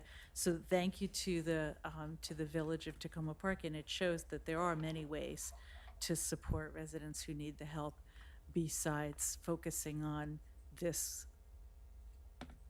big issue. There's the village, there's the food banks, there's all sorts of other ways, and I'm happy to help people connect with those as well. That's been something I've been trying to do for years. While in August, there were 2 meetings that I want to alert the rest of the council and the city manager to, and anybody else who's interested. These are my final 2 points. Maryland Municipal League had an all-day symposium on building resilient communities, and the focus was on climate and on stormwater and flooding. So any residents who are interested in this, get a hold of me. I can share the materials. Ditto for the council. And the second thing that has been going on is the Chesapeake Local Government Advisory Committee met last week for a day and a half. Virtually. It was a bit of a slog, but thank you to all the residents in Tacoma Park who submitted comments on the new proposed agreement for the watershed. And the next steps on that are that the executive council will be reviewing those and meeting about it in October to decide what to change, if anything, in the draft agreement. But I'll come back with that when we get that far. That's it. Thank you. Thank you, Councilmember Dabala. Councilmember Landman. Thank you, Mayor Searcy. Here we are in Tacoma Park, and I feel as though the Supreme Court of the United States this week reached its hands into every community, including our own, and infiltrated it with its decision to essentially enable racial profiling in this matter of enforcing the immigration laws, and really legalized the grabbing of people off the street based on racial profiling and taking them and detaining them without any proof of wrongdoing or any proof of violation of immigration laws. And it really brings home just how serious the situation here in this country is becoming. I myself am only one generation away from the last time this happened, and my own parents were victims of racial profiling and were driven from their homes and their countries through the last round of racial profiling. And it really is happening and can happen here. So I am very grateful that the mayor and the city manager spoke about expressed for all of us, I think, on this council, our sentiments of our frustrations and our anger about the way that our national government is behaving towards everyone in this country, citizen and non-citizen alike. And I'm glad that our city is doing what it can, both publicly and behind the scenes, to try and prevent the worst of these depredations from occurring here. So thank you for saying what you did. On a couple of other points which seem very trivial in comparison to those but still affect our lives here in Tacoma Park, thank you to the village and what you do. Nobody's going to let me near any electrical fixtures if they know what they're doing, but I very much appreciate the chance that the village gives me to volunteer in the Fix-It clinics, where I'm a lot safer around a sewing machine, and I really appreciate the way that they make the most of all the dollars that we as a city give them to work on the homes of seniors. And really, I do think that this contributes to our housing, keeping our housing sound and making it possible for us to have people stay in their homes a little longer. And thanks to Tom Gagliardo for reminding us about the importance of the audit and the difficulties that we had in making that come about. I'm very much looking forward to the results and to reporting back to the community about the findings of the audit. And that's a few months away, but let's hang in there. And finally, the new school year has brought horrible traffic to Piney Branch Road. And I think it's time for us to figure out what we can do to save the community from another year of those stop-and-go traffic along there before somebody decides to take matters into their own hands. So I'm going to try and work with the city manager and his staff to help the community along that street come up with a better plan. Thank you. Thank you, Councilmember Landman. Councilmember Schlegel. Thank you, Mayor. In the interest of time, I will only say very briefly thank you to everybody who commented about the Village of Tacoma Park. I'm so impressed with this organization. It is so inspiring. And I also thank Tom Gagliardo for his comments and his continuous urging for us to make information as transparent as possible. I take your comments seriously. I wanted to speak for the rest of my time this evening just about the situation with ICE. I was at the Folk Festival on Sunday, and I enjoyed the music. I was wowed by the high engagement of our community when you go to the area with all the organizational booths and their hosts and their visitors. And I also felt greatly inspired last week when I attended a Know Your Rights training in my Pinecrest neighborhood. It was encouraging, uplifting, and empowering to be reminded of the basics. The constitutional rights that everyone in this country, regardless of status or national origin or appearance, is entitled to. No offense to my council colleagues or to our wonderful city staff, but this grassroots Know Your Rights training was the best meeting I've been to in a long time. I want to urge all Tacoma Park residents, in addition to all the other ways of being involved, to seek out a Know Your Rights training and perhaps even learn how to provide such a training for others. I've yet to witness any ICE intervention or apprehension in person, but it seems clear, based on all of the reports, that ICE agents and other related federal agents operating in and around our community are lacking the necessary training, oversight, or accountability to ensure that they're respecting and safeguarding the constitutional rights of those with whom they interact. Disregard, knowingly or unintentionally, of our constitutional rights poses a grave threat to our democracy, and we owe it to our families, our neighbors, our community, and our country to know our constitutional rights, to assert and exercise them, and to bear witness when we see those rights violated. I know that people can disagree respectfully about how our country maintains sovereignty, which in part involves exercising some control over borders. I want to make clear publicly that I find the government's current all-out blitz to round up and expel people without citizenship to be cruel, inhospitable, inhumane, and foolish, not to mention irresponsible, haphazard, and unprofessional. The nature of these actions and their personal, material, and emotional impacts on so many people require all of us to stand up, like everyone's been saying, for Tacoma Park's values of welcome, inclusion, belonging, equity, and justice in whatever ways we can, all hands on deck, with the various roles, capacities, and connections that we have or can build. Once again, I urge everyone to stand up for our democracy by attending a Know Your Rights training and letting others know about these trainings, the information they provide, and the connections they will help you make with others. Thank you. Thank you, Councilmember Schlegel. Councilmember Westlake. Thank you. I'll start by thanking all of you who are here tonight. Thank you for your comments. I have so many thoughts and feelings swirling through my head and have been for weeks, like many of us. And I was thinking if or what I might want to say tonight, and when I don't know, but I know it's important to say something, I usually try to lean on gratitude. So I definitely want to thank the mayor and city manager for the statements tonight. I want to thank my colleagues for their statements. I want to thank our residents that are doing so many things to help their neighbors.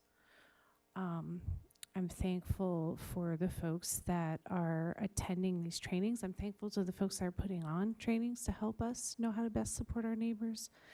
I'm thankful to those that are financially supporting the organizations who do that. I'm thankful to our neighbors who continually do things like food distributions, because I'm thankful for our community and for the folks that do all the things to build and sustain our community. Thank you. Thank you, Councilmember Westlake. You got me a little unscripted earlier, and I think that's okay. But I do want to stress that we are committed to acting. I know that there has been, hey, why aren't you doing what this city has done and that city has done? And I'm going to be real honest. They are taking different approaches with every single community. What occurred in Alexandria is not the same as what they're doing in Baltimore, which is not the same in terms of what they're doing here. And so I think it is really important for each community to coordinate, which is one of the things that I have been doing, trying to work with other communities to kind of get an idea of what how they're behaving in their community versus us. There are some communities where maybe they're targeting employers, where other communities, maybe they're doing some other things. And trying to identify how we may need to strengthen some aspects of what we do in the city and outreach. So again, building off of Councilmember Westlake's point of gratitude, I'm grateful to the people in this community for all of the work that you all are doing. And I'm grateful for our partners. I don't think you understand how I receive messages of possible sightings at 7 a.m. And I could be abroad. 7 a.m. and I'm messaging the chief to try to verify something, and he responds. And then we're messaging other people and to try to see if we can figure out what is happening. So I don't want folks to think that the information that you're collecting, the pictures that you're taking, the information that you're gathering is coming. It's falling on deaf ears. We really are working behind the scenes to the best of our ability to get a better handle on what's happening. So again, I want to thank each and every one of you for all of the work that you're doing. The city has hosted 2 Know Your Rights bystander trainings. There was another training that was done by MoCo IRC that was in the auditorium. And that was maybe 2 Fridays ago. And we are also working with these nonprofit organizations to see if we could do broader scale trainings. Our focus, again, as I've stressed, has been those individuals and groups that are directly working in our community, that have been directly working with the immigrant community, as well as teachers that maybe didn't have trainings and those kinds of things. But now I'm definitely looking to see if we can try to work with our partners to do more broader promotion of various trainings. Again, you know, there's a balance because we're also wanting to create safe spaces for people in our community, perhaps that don't have papers, but also want to be trained on how to be a bystander in case something happens. But definitely are in conversations with other partners to see what else we can do in partnership to educate the community. The audit was brought up, and I just want to bring everyone's attention to a statement that was released today where we announced the name of the firm. I'm just a quick excerpt. On July the 29th, 2025, the council voted unanimously to select Stinson LLP, an external legal counsel, to conduct this independent audit. The scope of the audit will include evaluating the handling of relevant past investigations, assessing any evidence of retaliation against employees, and recommending improvements for our internal processes, disciplinary policies, trainings, and practices. We anticipate that the audit will be completed by the end of the year. So to our community and to staff as well, just know that we are taking this very seriously, and our goal is to make sure that we have a workplace that is respectful and free of harassment, and that we can all be proud of. And one of the best ways we could do that is be reflective in terms of what occurred in that case. So just ask for folks again to continue to be patient as we are moving forward in this process. Want to thank everyone that came out to provide comments. The Village of Tacoma Park, you know, Sandy, I love you. To be able to see firsthand all of the wonderful work that the village has been doing, not just as it relates to the home repairs, but also just bringing seniors together. You know, we don't talk enough about the fact that within the senior community, loneliness epidemic is real. And it's really easy for our seniors to feel isolated in their homes and to not have that personal touch. And the village provides that personal touch to so many of our seniors. And also the ability to do some of these small home improvements. I've seen firsthand how they are life-changing to our residents. So I appreciate very much all of the work that you're doing in our community. Want to talk a little bit. Last weekend was busy, y'all. So the Folk Festival, we talked about the Folk Festival. That was on Sunday. I want to thank the organizers, Robin Stern, and all of the volunteers that helped with the Folk Festival. It was wonderful. I want to thank Council Member Wesselek. On Friday, joined me you cut the ribbon. Cutting the ribbon on the new restaurant in Ward 6, San Alejo. So I want to thank our HCD staff and the owners and the Tacoma Langley Crossroads and the Discover Long Branch folks who came out to celebrate this new business opening. I want to thank the organizers of the Peace Park. I had a chance to stop by the Peace Park. It was great. I want to encourage people. They're going to be doing it on Sundays going forward. Go out, play a couple of games, talk to some people.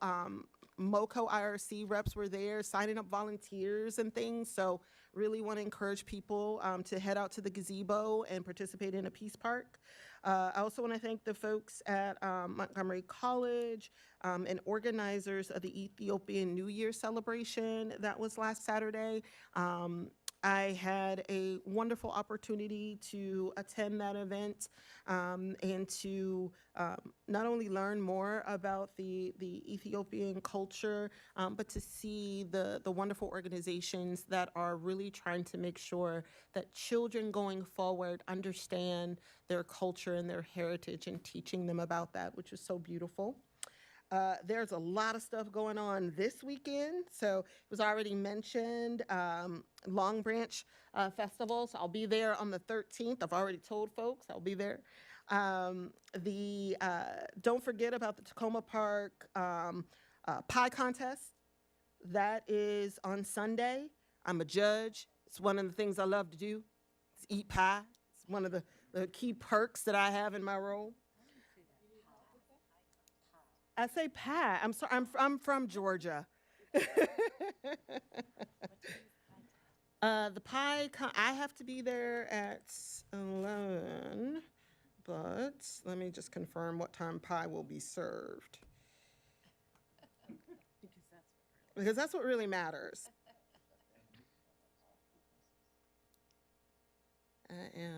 Yes, it's the annual pie contest. And it is I will find the start time of the pie contest. Also, on Sunday, I want to thank the Washington Adventist University.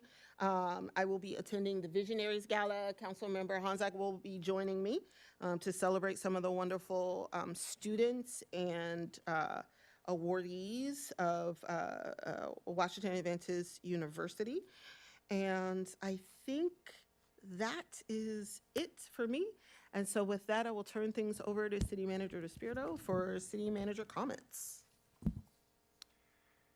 Thank you, Madam Mayor, Council, and residents and guests.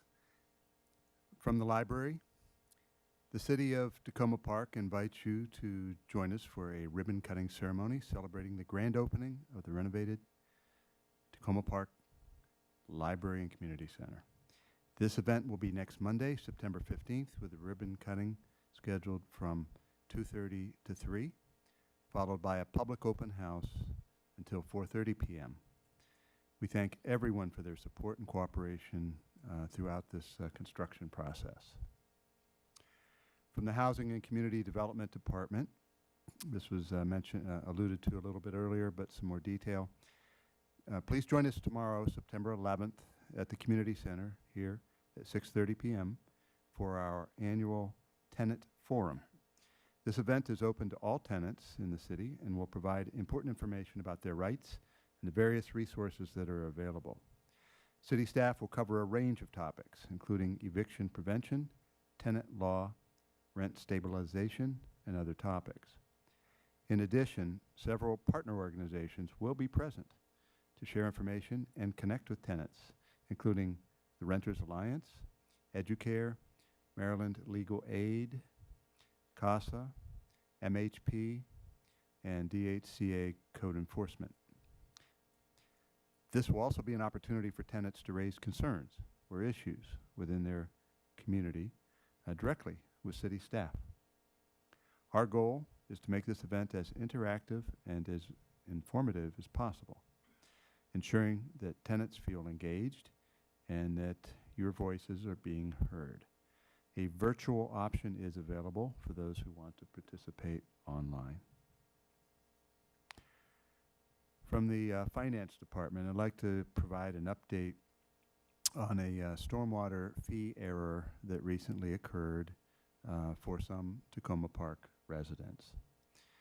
The City of Tacoma Park recently resolved a clerical error that unfortunately affected the stormwater fee for some residents.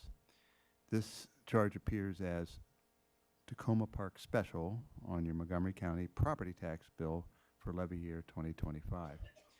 In mid-July, the city was notified of discrepancies in some residents' stormwater charges. Our investigation determined that an incorrect file was sent to Montgomery County, which resulted in some incorrect charges for some city properties. Upon identifying the issue, the city did take immediate action. A corrected file was sent to Montgomery County on July 22nd. Since then, we have continued to work closely with the county, which manages the billing and collection process. The county has confirmed that revised bills were mailed to all affected residents at the end of August. Please note also, the Tacoma Park City Council approved an increase in the fee from $25 per 500 square feet to $30 per 500 square feet of impervious area, which was implemented effective July 1st in the new fiscal year budget. For more information on the updated fee, please visit the utility fee calculation and structure on the city webpage. We sincerely apologize for this error and any frustration or concern that it might have caused. We are grateful to those residents who brought this matter to our attention, enabling us to correct it quickly. Thank you for your understanding. From the police department, they want to highlight, as we all do, Hispanic Heritage Month, being this Monday, September 15th through October 15th. Each year, from September 15th to October 15th, we do celebrate Hispanic Heritage Month, a time to recognize and honor the histories, cultures, and contributions of Americans whose ancestors came from Spain, Mexico, the Caribbean, and Central and South America. The celebration begins on September 15th because it marks the anniversary of independence for 5 Latin American countries: Costa Rica, El Salvador, Guatemala, Honduras, and Nicaragua. In addition, Mexico celebrates its independence on September 16th, and Chile also on September 18th, making mid-September a significant time of remembrance and pride all across Latin America. This month is an opportunity to reflect on the rich traditions, resilience, and achievements of the Hispanic and Latino community, and to recognize their vital role in shaping the history and future of our nation. Finally, a shout out.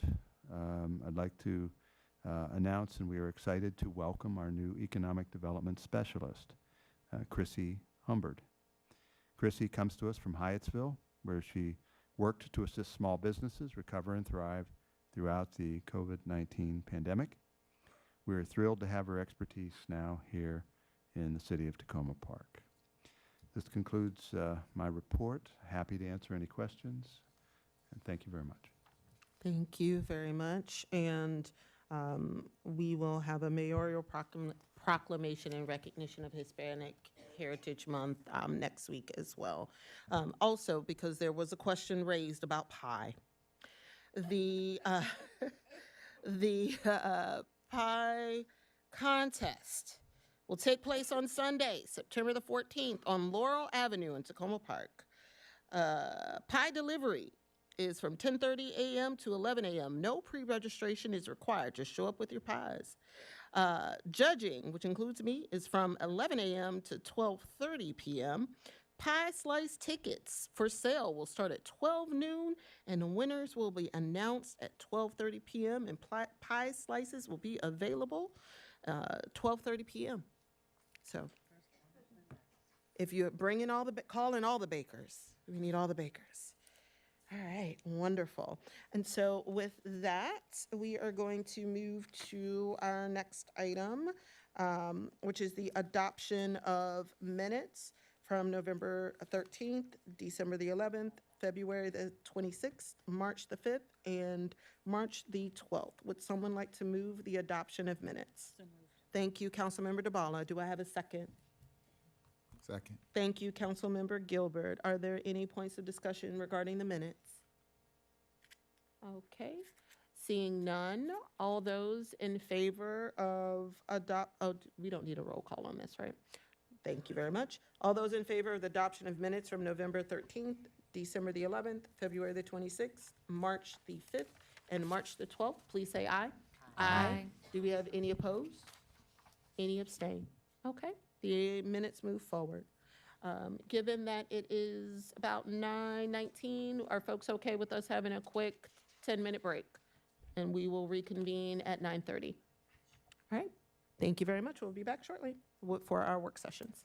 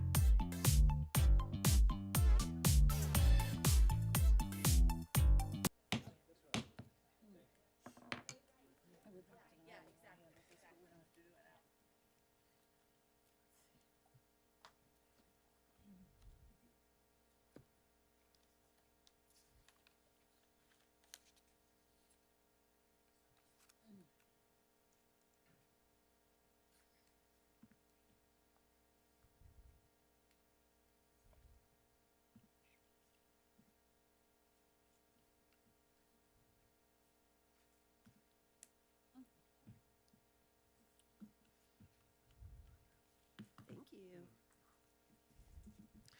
Wonderful. Well, thank you all so much. We are entering into our work sessions this evening with the first item, Aging in Place contract with the Village of Tacoma Park. And with that, I will turn things over directly to Patty Malin, who will be going through our presentation today. Yeah, good evening, everyone. This is a little unusual for me. What I'm asking for tonight is to have the council help the city continue the work of a grant after the grant period has ended. So, now, of course, I've got messages on my screen right in front of the words. So what we are asking for is for you to approve an ordinance that will allocate $25,000 from the Housing Reserve Fund to a contract to the Village of Tacoma Park to continue their small home repair program, which we supported last fiscal year through a grant funded by the Maryland Department of Aging.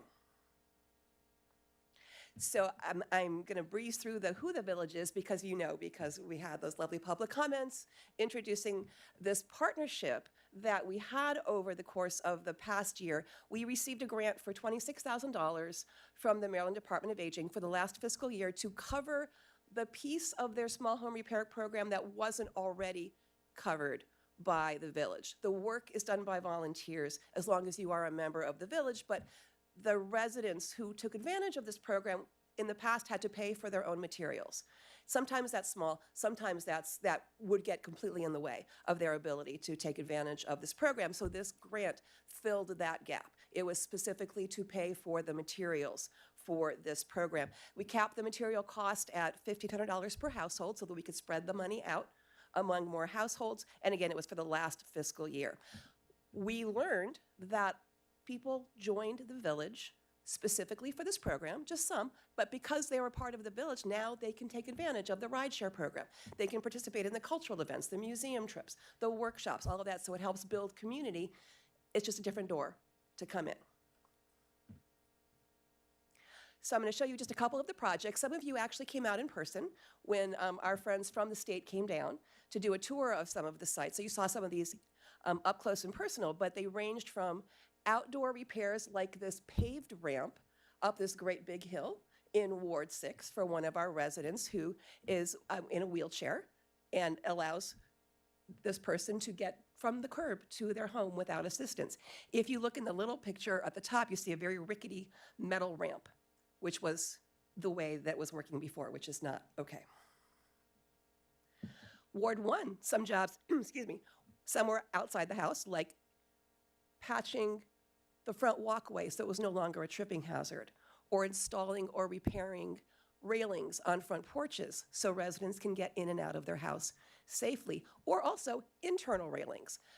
There's a house now on Maple Avenue that has railings on both sides going down to the basement, so no matter which way you're going with your laundry basket or whatever, you have a railing to hang on to.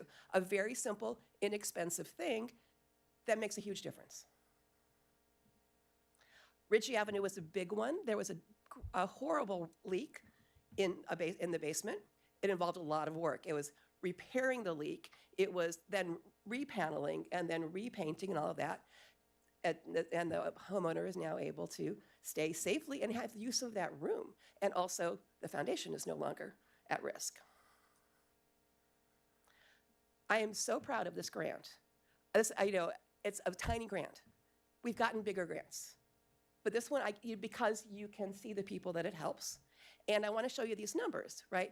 We had to anticipate what we thought the grant would do going in, and then we compared them to the numbers at the end of the year. So you'll see the jobs we anticipated, just over 50. It was 160 some jobs were accomplished through this grant. We anticipated subsidizing 20 memberships. There were well over 40 memberships. We only subsidized some of those. Some of those were other residents just signing up on their own. The volunteer hours were enormous. And my favorite piece of this is the expansion of the volunteer team, which you heard a little bit about tonight in public comments. This program allowed the number of people to participate as volunteers to go in and make these repairs. It grew enormously, right? That's huge. That's neighbors helping neighbors. And we did not see that one coming. That was the brand new one to us. So the grant period is over. Unfortunately did not get the extension on the grant from the state, but we learned that there was a little bit of a ramp up delay in these jobs getting requested, right?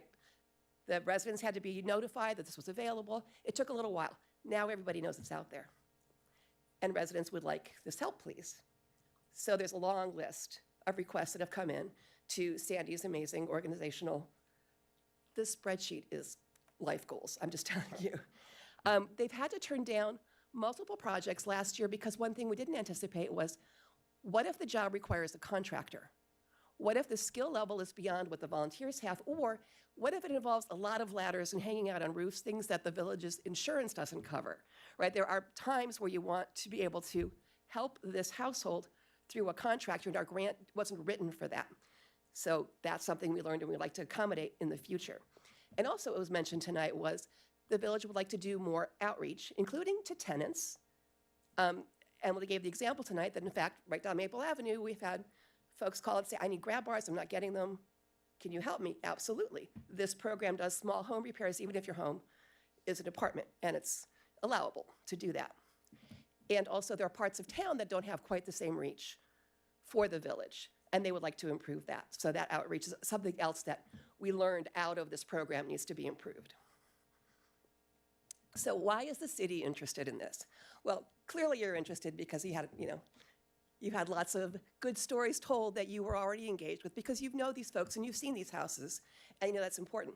But we also have it in writing that it's important for the city to support this project, including the Housing and Economic Development Strategic Plan, which has a preserve and a protect section, which I've quoted here, and also your own council priorities, right, for housing and community development for an improved and equitable quality of life. So those things are there, and we've said this is important for us to do. So I'd like for us to do them. And we have a housing reserve fund, which is currently at $1.4 million. And our reserve policy, where it describes the housing reserve fund, states that projects that may be funded include the purchase of existing housing, rehabilitation, or repair of existing housing. So I feel like that falls under our policy for this fund. So what we're requesting is to allocate $25,000 from the Housing Reserve Fund to fund a contract for the village for the rest of this fiscal year to continue the support of that small home repair program, with allowing them for the things that we didn't think of the last time. Like, they can spend the money on the materials, also on contractors, for instance, to kind of get the work done in a better way based on the lessons that we all learned from this past year. And in the meantime, the city will continue to pursue other funding for out years so that we can continue this program perhaps on someone else's dime. Do you have any questions for me? Thank you very much. You actually answered the question that I had, which was whether going through this process of providing the funds through contract would allow for them to be able to contract or subcontract out some of the work, which I know was one of the challenges before. So it's good to know that this funding mechanism and the way that we're setting this up will allow for that. Yeah, absolutely. Councilmember Honzak? This seems so great. I love the data that you showed us about showing us how it's growing the volunteer base and volunteer hours and everything. I just have a quick question that I don't know the answer to yet because I've talked a lot to Sandy Egan about the village. Since you said the demand has gone up so high for new projects and that some folks are needing contractors, I mean, is it first come, first serve? Is there a need-based criteria of some sort? And is any of it based on income in addition to other issues? I don't believe it is based on income. Who gets the services is determined by the village, right? So it's still their existing program. We're just providing them financial support to do more of it. I do know that Sandy will send folks out to each site to evaluate the requests as they come in, and sometimes they say, no, that's not really a health and safety thing that we can help you with.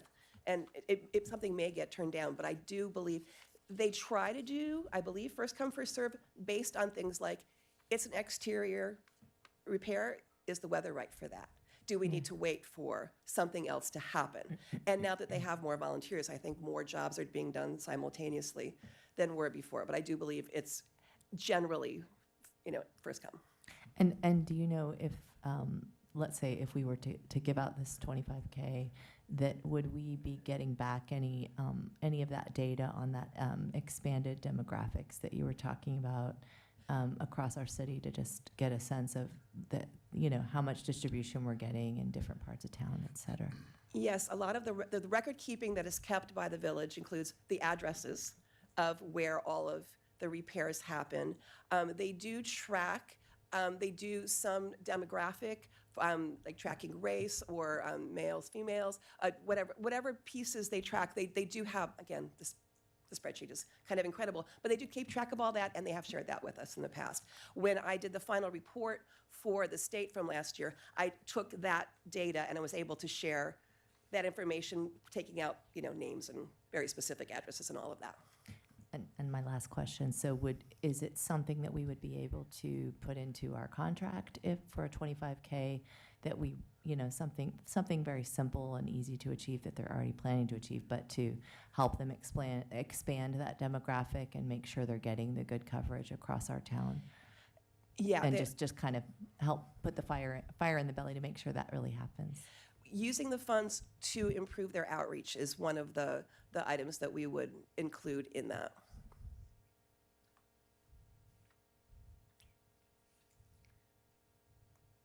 Okay. Councilmember Schlegel. Thank you. Ms. Malin, given the statistics that you showed, it's clear that this program leverages city funds incredibly well towards city goals. So I'm wondering whether, based on requests and demand for projects that the village is finding fit within the categories and are feasible, is it possible that there could be a request for more than 25,000? And how was that number determined? Because I, for one, would be open to, a request for more, on the notion that when you do repairs, it's better to do them sooner rather than later.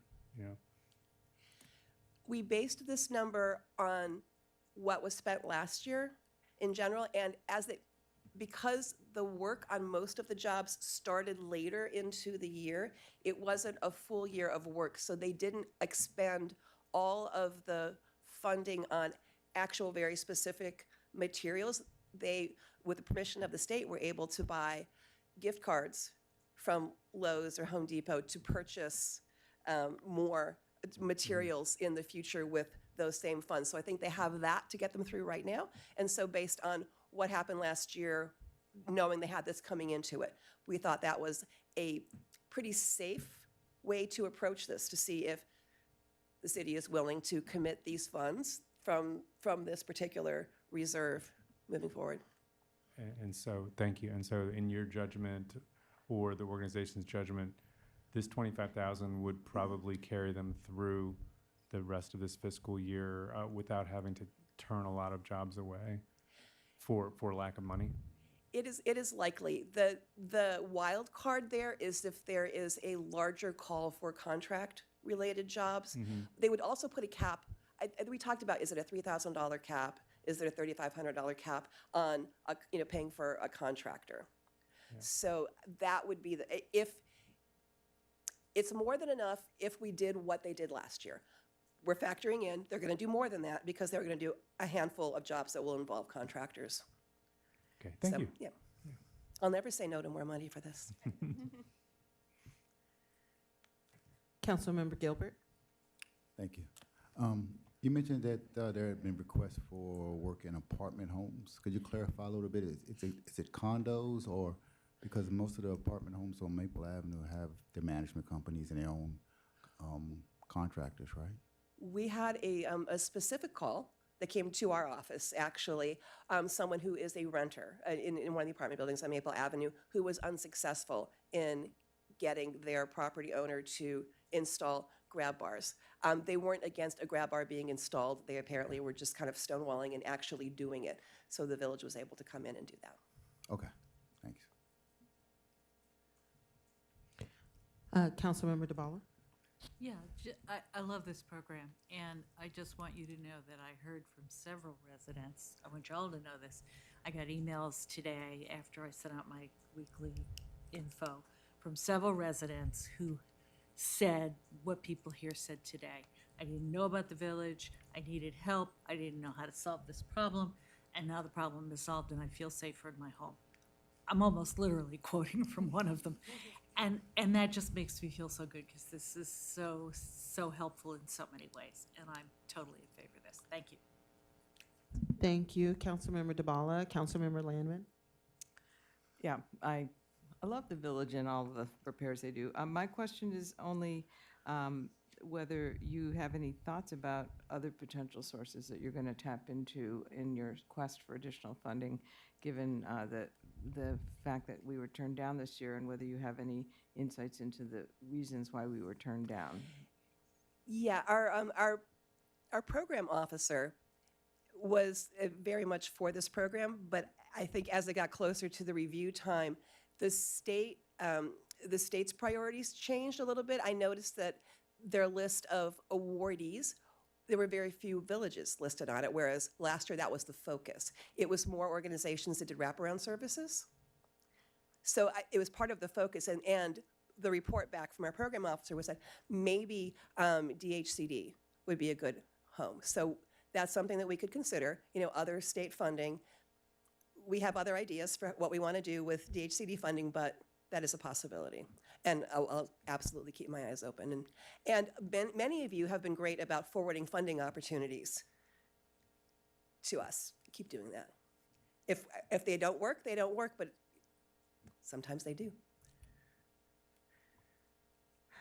Thank you so much, Patty, because I am often worried about whether or not I'm flooding your inboxes with everything that I get. So, but you were always very gracious in saying, oh no, thank you very much, keep it coming. So make sure we do that. I just want to say that I am in full support of this effort and believe very strongly when we established the Housing Reserve Fund, it was for these types of purposes when we would identify ad hoc opportunities to either increase our housing supply or improve housing quality, that we would have the resources available to do so. And so I do see this as one of those opportunities for us to continue to improve the quality of our existing housing stock for some of our most vulnerable residents in the community. So I am definitely in support of this and appreciate the work that has been done with you and the village and other HCD staff to make the necessary tweaks so that we're able to be a little bit more nimble to some of the changing demands of what the program has, or the changing demands of the program. So thank you so much. You're welcome. Awesome. And so with that, we're going to move to our last session for the evening, and that is resolution adopting the FY27 budget calendar.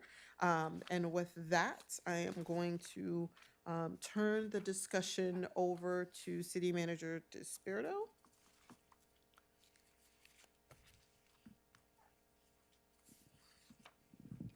Thank you, Madam Mayor.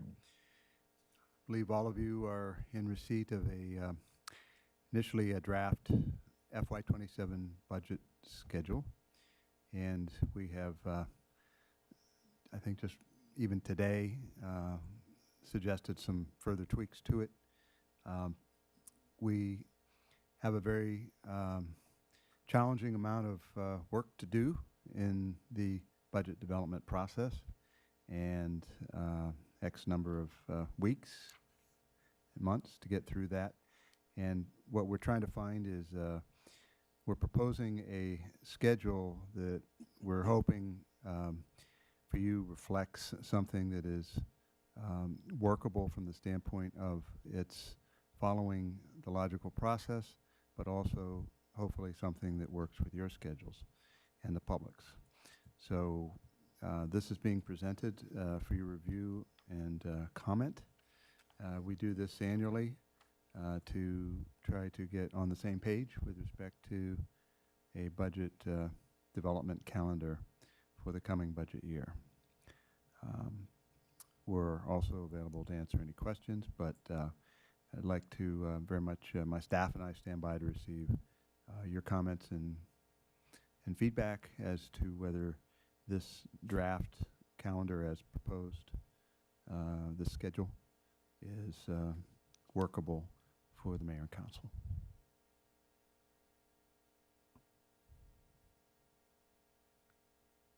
Thank you very much, City Manager DeSpirito. I just want to make sure that, because we did just receive an alternative draft, and it would be helpful to have you all just kind of walk us through what the changes were. I think it was just maybe pushing a couple of dates around, but it would be helpful to confirm that. Yeah, I was going to ask if you prefer we walk through the entire schedule or just highlight what we've changed. It would be helpful today. for you to highlight what you've changed, just so that we're all on the Okay. same page. Okay. And I'll include Jessie, our city clerk, in the conversation as well, as she was able to help identify some challenges with the calendar. But if you would, the second page of the budget schedule as proposed, beginning with Wednesday, April 1st, through Wednesday, April 22nd. Those, I believe, Jesse, all reflect adjustments from the draft you had received before. Ostensibly, it's utilizing we've got a couple Mondays that we think we're going to need to do because of both Passover as well as MCPS school spring break calendar. And in order to avoid conflicts with those things, we are now showing, we've got a couple alternatives here. One is that originally we were showing April 1st as a meeting date. Now we are not because of Passover. Monday, April 6th is being added as an option.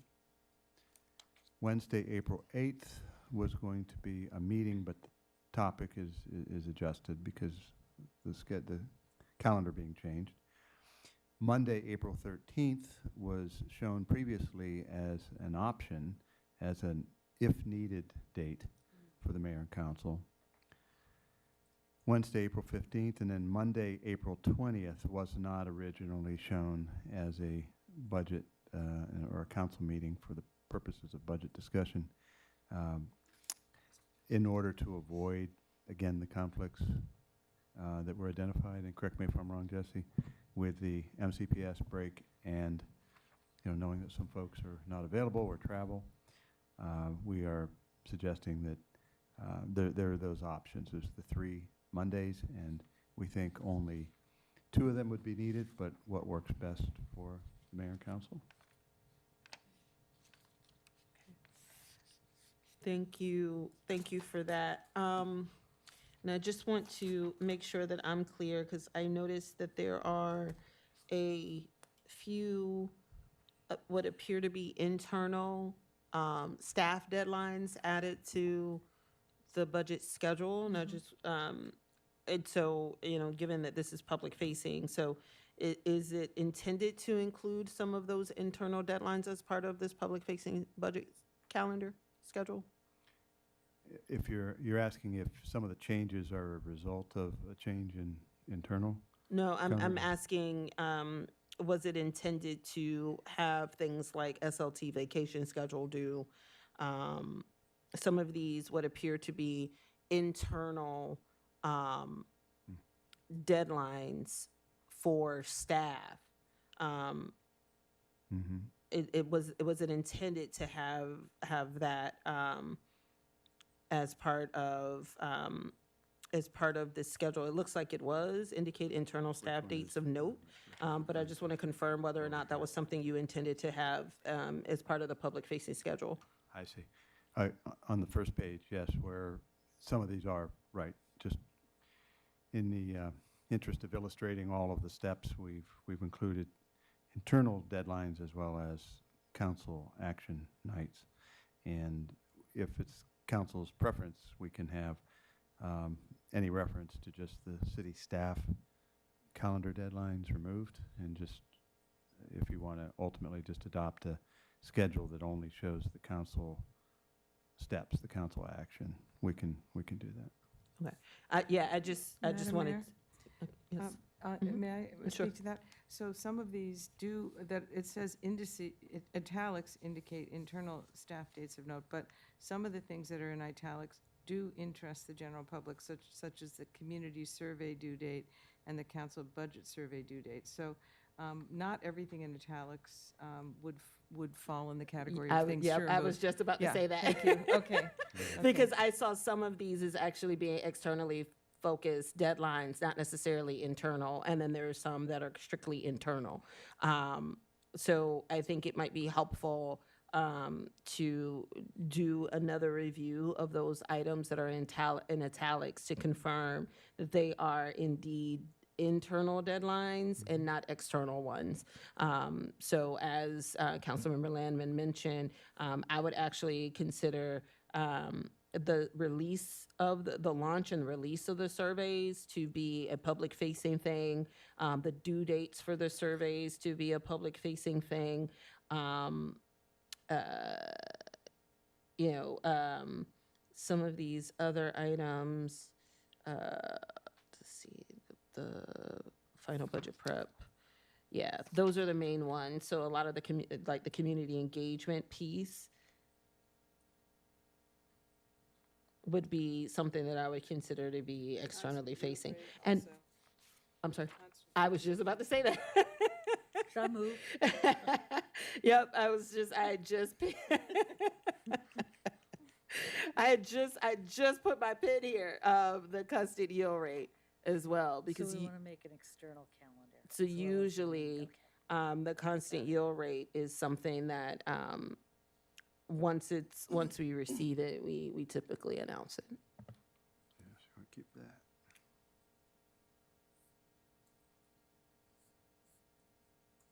Okay.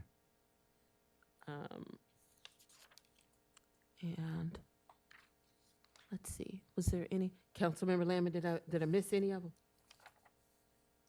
Oh, you have me very, very quiet now. No, Madam Mayor. it was, we were in sync on this. It seemed like every time I was like, nope, my pen Yeah. is right here. I do think that the part where the city, the budget tables, I'm not sure what that means, but the narratives, the ones that the city's doing for itself. But when the CIP comes out, is that our CIP or is that the CIP from who?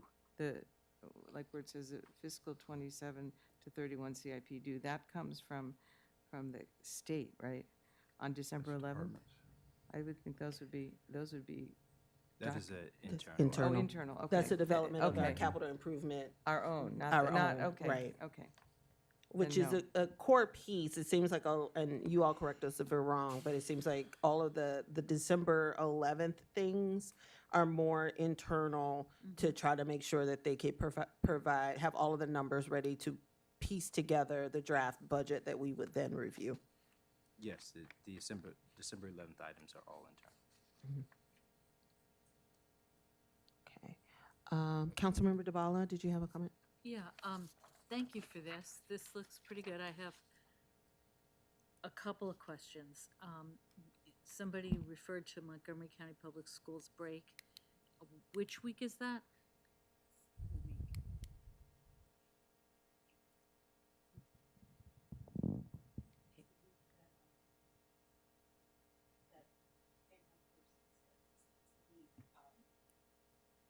Okay, so then that would explain why you didn't keep the Monday, March 30th. Yeah. Okay, because I was wondering if that could be used, and then there'd still be a swing date if we needed an extra date later but you don't want to do that because it's spring break. Well, it's really council's choice. It's just when I was adding this Yeah, to the right, you draft noticed that that was schedule, also spring break. I Got it. realized that, and it's been lately because we have some Much members of council appreciated. with young children. Much appreciated. Yeah, Mhm. March Yeah. 28th Okay, through all the right. 6th, Yeah. Yeah. through April 6th. And we do have a meeting on the 6th that night, Monday, if Yeah, that's. although that's okay. the very workable. last day of the break. And Yeah. then- All right. And to be honest with you, I've just noticed on the calendar, it probably doesn't matter, but for anybody that might matter, April 15th is also a no-school day. I'm not sure if anybody knows why, but it's just that's a Doesn't holiday. matter, I suppose. They like All to right. have no school days. Okay, and then the other thing I wanted to point out, just FYI, for those going to the National League of Cities meeting, it is the week of the 18th to the 22nd. That's, so we have November. Sorry, did I say April? So, if we back up to page 1 and we look at November, the Community Budget Forum is that Monday, and that's, I don't know exactly when people are planning to go to Salt Lake City, those of us who are going, but I just want to point that out before we lock that in. Let's make sure everybody's going to be here. I just want to, Councilmember DeBala, just, can I get the dates? I normally have them for Well, NLC. different people have different schedules for the National League of Cities, but I have the 18th to the 22nd, which is the Tuesday to the Friday or something. Let's see. And so the 19th calling in would be possible for the Wednesday meeting, but it might be a little less convenient to be listening to the budget forum virtually.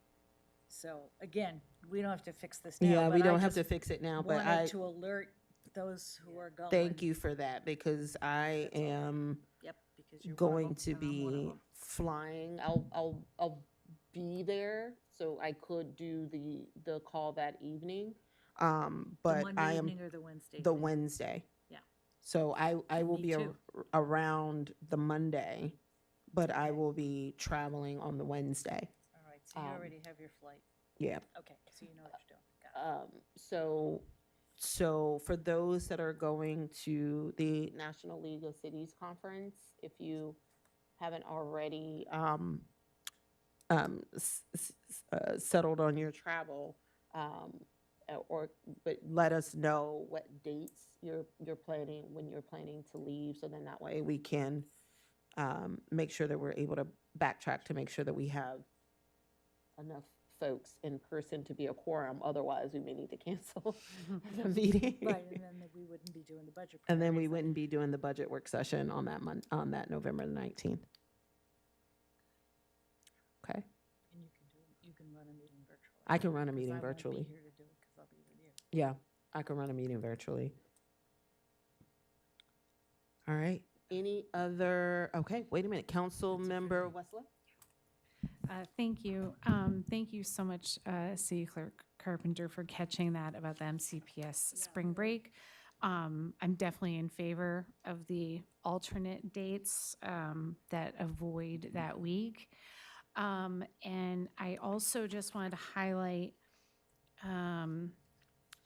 if I'm, tell me if this isn't right.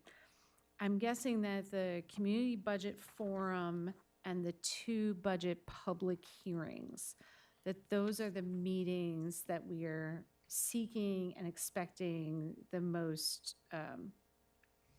attendance from the public. And if so, I know Councilmember Honzak and I had talked about making sure that one or all of them are a little more accessible for parents, if that means some kind of childcare. Also, if we want to consider one of the 2 budget hearings to be in possibly Ward 6, in another part of the city.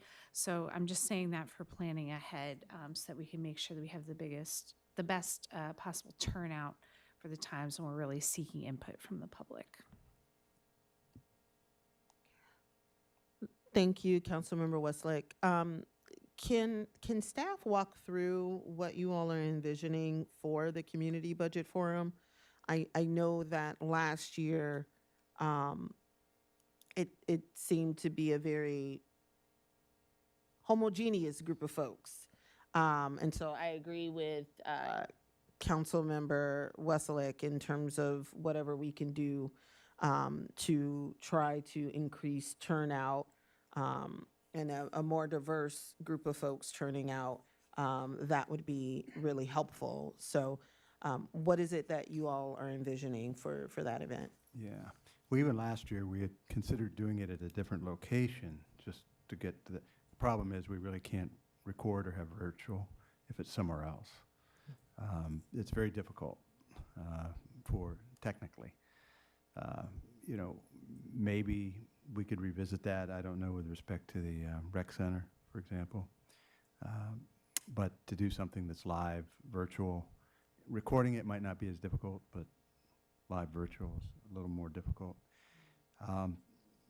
So one thought had been, of course, find another venue and get out into the community somewhere where we could perhaps have a higher level of comfort or just otherwise ease of attendance for populations who have not traditionally come to meetings at the community center.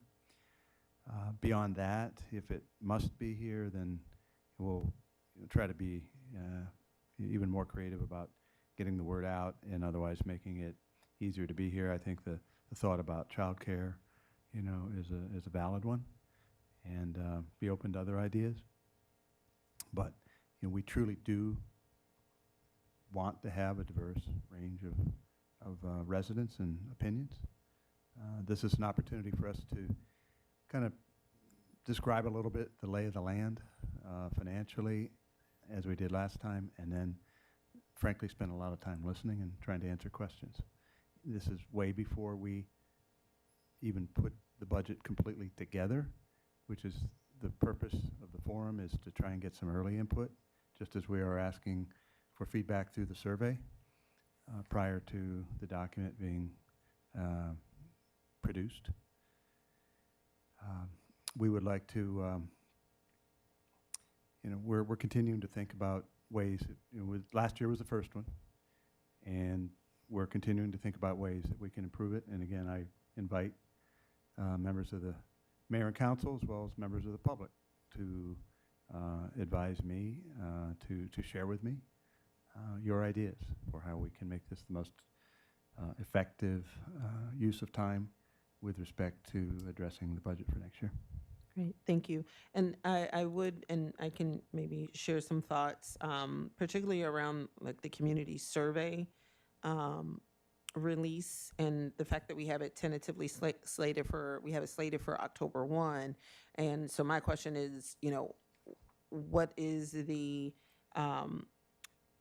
outreach efforts that we are planning? Because once the survey is launched, we don't have a lot of time. You basically are looking at a month and a half to get that feedback. And so unless we are, particularly as it relates to some of our residents that are less likely to go on the website and complete these kinds of things, if we're not already proactively planning to have like articles in the newsletter, information to share during the tenant forum to make sure that renters are also aware that the survey is coming up, we're going to end up with the same type of data that we did last year, which quite frankly, I felt wasn't very useful. Although I appreciated the feedback that folks gave, it seemed very siloed within a particular segment of the community, and I didn't really feel like it was very representative. So it might be good for staff to start talking now about how we're planning to best use the tools that we have, and you know, are we still using the tools that we had from last year, the platforms that we had from last year to develop the survey and data collection, and what is it that we're going to do in terms of encouraging more people to respond to the survey, and when are we going to start? Because October 1 is like now. And so it'll be important for us to start communicating that now. Thank you. Yeah. Councilmember Schlegel? Thank you. I appreciate all the thought and care that's going into this, and there's so many moving parts. I think that as I contemplate it, it really looks kind of jammed together there in November, and the information flow doesn't seem to be optimal. For example, if we have a community budget forum on November 17th, and then we're doing a work session 2 days later, it's not much time for us to digest what we heard at that forum. Like, I really want the forum to be informing our deliberations. And the same thing goes, I guess, for the community survey. It's due November 12th. I don't see on the schedule actually when we would get the results of the community survey. So that's the area I wonder if we could work on. I understand It would be in time for your November 19th first work session, the staffing that would go out for that. in time for that. Yeah. Yeah. I found on the first time through in this past fall, I found that budget priority work to be very crunched. We had some collation of our responses to our own internal budget survey, but not much opportunity to really deliberate and think about big questions. Some of that was tighter because of the election and when the new council was coming I on. understand That had a big bearing on that was like a vice from a calendar standpoint. It was rough, I'm sure. Yeah, I'm just asking if there's a way to.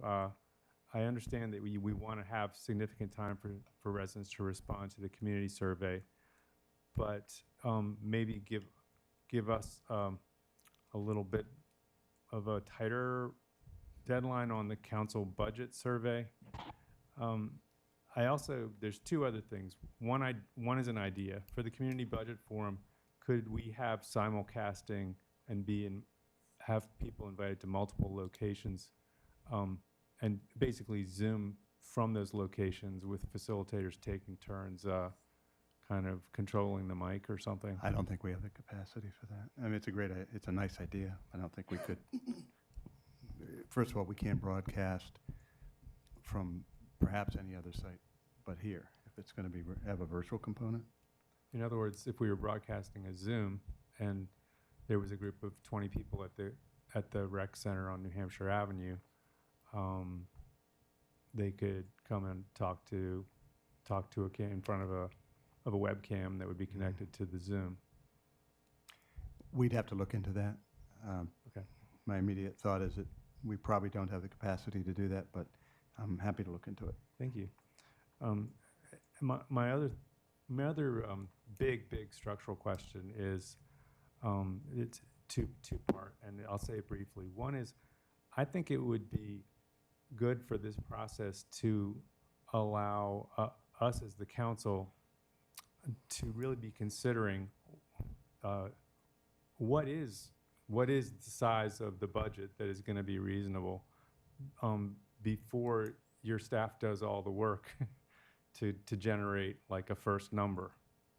And then I also was wondering whether this schedule would allow for the presentation of 2 or 3 optionals, like options, like a high and a low option in terms of expenditures, or a high, medium, low option in terms of expenditures.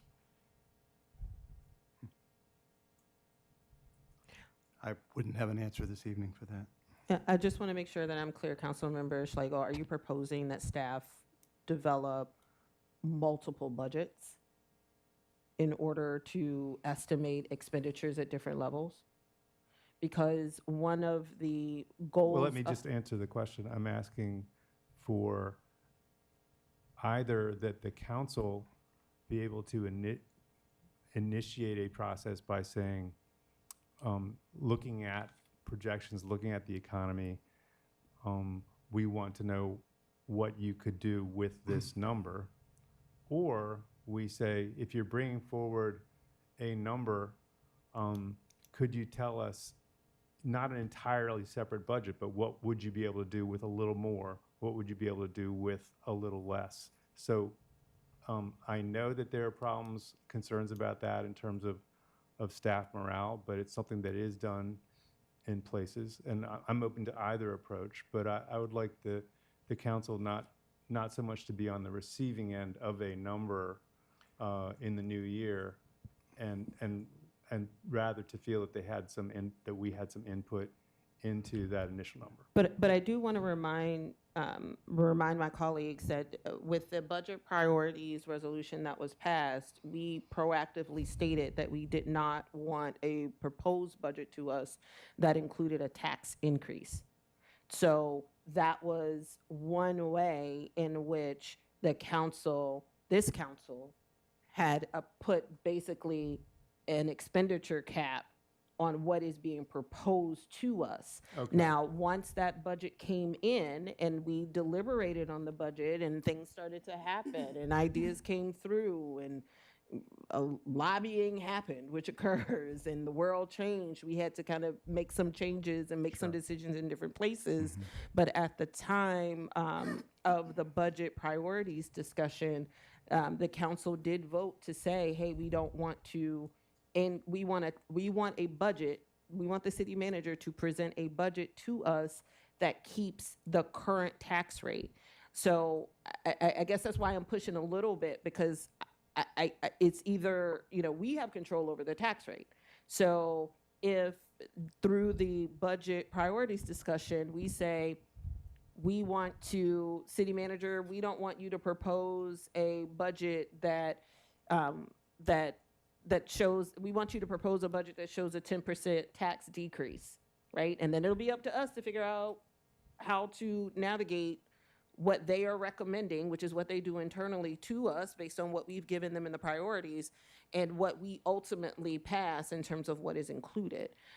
So I just want to make sure I'm clear, because this timeline is really tight, and I would hate for staff to feel like they have to develop multiple cost estimates and multiple ranges in order for us to be able to ultimately make a decision on a budget, and I'm not 100% clear in terms of what they would present to us. Madam Mayor, may I make a suggestion? So I think that perhaps one way to present what you're talking about is, we could in the budget priorities say, for example, we would like you to present us with a constant yield rate budget, as opposed to one that holds the rate constant, a constant yield rate budget. That would be. You could say that. Yep. We could say that. That would be, I think, what you might be driving at. Or something that is a constant yield rate with a CPI increase or something like that. That would be how we would articulate it if that was what we wanted. Right. It would be around the tax rate itself.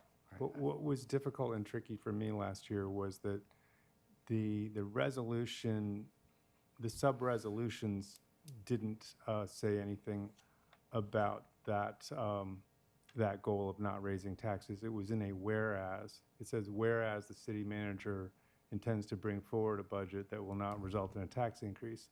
And so it's hard to vote. I'd rather there not be buried in a whereas, but that it be in a resolution. Yep. I'll go back and check, because I feel like that might have been as part of a resolve, because that would be that council's responsibility to do. Yeah. But I'll double check that. City Manager DeSpirito? Yes, thank you, and I appreciate this conversation. I will remind that on November 12th, we are having a work session. We're proposing one on budget projections. That includes the revenue. Yeah, so that's one of the things I think that will help inform the discussion. It proceeds by about a month. You're voting on a budget priorities resolution. So there is time. You've got several work sessions there to talk work session number 1 and work session number 2 on November 19th and December 3rd as proposed are dedicated to talking about budget priorities and survey results. So we've tried to build that time in where you can do exactly what you all are suggesting. we also will have the results of your survey. And we're going to be asking the same question that we did last time, and one of the options is to, with respect to the tax rate. And so that'll help inform staff with respect to how much revenue we anticipate having to work with. So those are all ways that the mayor and council can weigh in on, I'll just say, that parameter that you're talking about, Councilman Schlegel, so that we can then construct a budget that fits within that parameter for your consideration. And of course, mayor and council can alter it any way they want once you receive it early next year. And I just want to remind folks of the resolve clauses from the FY26 budget priorities. The second resolve, be it further resolved that the city manager and staff prepare a recommended budget that incorporates or presents cost estimates for council priorities within the following parameters. So the first resolve related to the programmatic areas that we prioritized and wanted to make sure were covered.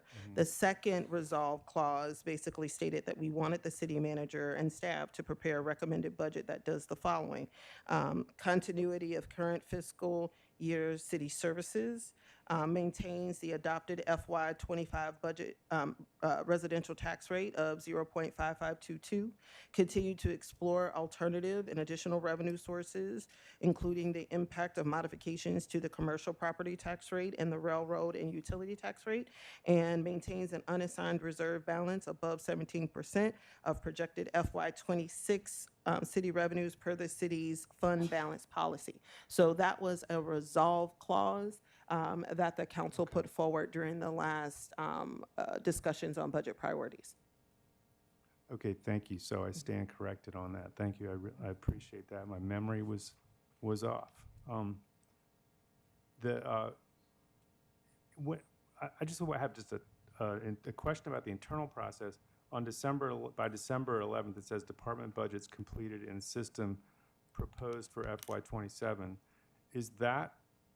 Are those proposed budgets already responding to information received from the city council about budget priorities? Like, that's a short turnaround time. How is, like, when departments are making their proposed budgets, to what extent are they already being informed by the council? In essence, we were just talking about staff not wanting staff to do too much work. I'm worried about wasted work in the sense that if they're doing proposed budget work and they've just gotten our priorities, they might have to be doing more work in the next couple months. That's expected. There's a significant amount of information that has to be input into the system early on in order for us to meet the timeline. And so it's kind of the initial effort to get as much information as we know at that moment into the system. If you notice, the dates December 15th to January 16th is when we expect to make kind of that second rendition, incorporating council feedback, but also incorporating input from the city manager's office. So early on, we give very general guidance about what should be expected to be inputted. Usually it's constant yield, it's maintenance of effort budget, a general sense of what the city's constraints are. A lot of that is what will be presented in the budget projections. And then once we get input from council and once we get input from the community, then we have those second budget meetings to kind of refine the budgets. Right. Internally, there's about 5 or 6 weeks in which the initial departmental submittals can be modified before we're really crafting a firmer proposal for the council's consideration. Great, and that's very helpful, Deputy Eubanks, and I'm very grateful that we're talking about this and it's still summer effectively till for another week or two. And I also want to comment on your concerns about the timeline and the structure. There are some constraints there, significant ones, that dictate kind of how that November to December timeline is going to flow. The most important is the November 12th deadline. And so as you see here, that's when the financial report, the audit, and then the police pension actuarial valuation is going to be completed. All of that is going to inform later stages, particularly the community budget forum. We also thought that it was important for the community to be aware of the budget projections before we have the community budget forum. And so those things have to happen first, and we don't expect those to be delivered before November 12th. Originally, on an earlier budget, we thought November 5th, but that's just not realistic. So the earliest was November 12th. So that's really the starting point. At the end of it all is the council recess, right? So we have to get it all in between then and December 15th. And then the other constraint is the D20 meeting, right? So that's anticipated for December 12th. And we don't want a significant amount of other discussions to occur on that same date. Second to that, we also, based on last year's discussion, understand that council's likely to need at least 2 work sessions to discuss this, right? So you've got to get 2 work sessions in amongst all of those other deadlines. So it really restricts where those things can be. Tight timeline. We try to get as much space between things as we could, but this is the best we could come up with.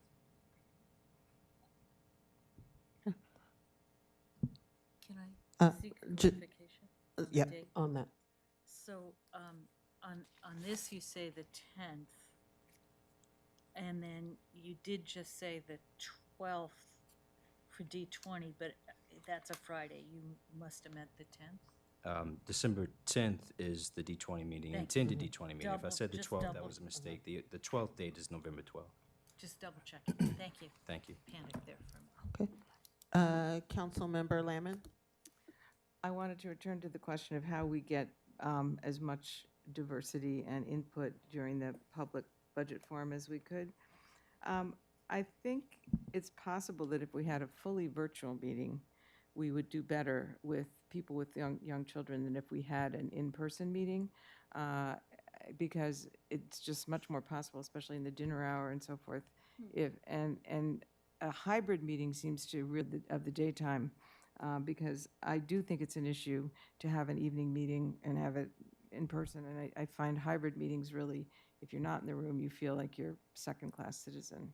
So I wonder. And then another couple of ideas to get people to fill out the survey. Perhaps we could offer a raffle where you enter the raffle if you fill out the survey, and then some good prize awaits the winner of the raffle. I don't know, but and I wanted to suggest that we consult the youth council, or at least the more youthful members of this council, about what we could do in a more interactive way to get younger people to fill out the survey or to interact with us. I don't feel that all of us, or even necessarily the council, needs to be present in every interaction to discuss the budget. Why can't we send out members of the staff to meet with people in church on Sunday, or at the PTA meeting, or to meet people where they are to discuss the city budget, as opposed to asking them to come to us and do it in smaller groups and just have a few places where we interact with people where they are, and ask the folks who are doing that on behalf of the city to report back to us perhaps on what they learn, because that way we will maybe get a broader cross-section of people. I don't know how realistic that is, or how it might be done, but we could perhaps try and cast a wider net that way. Thank you, Councilmember Landman. Councilmember Hanzak.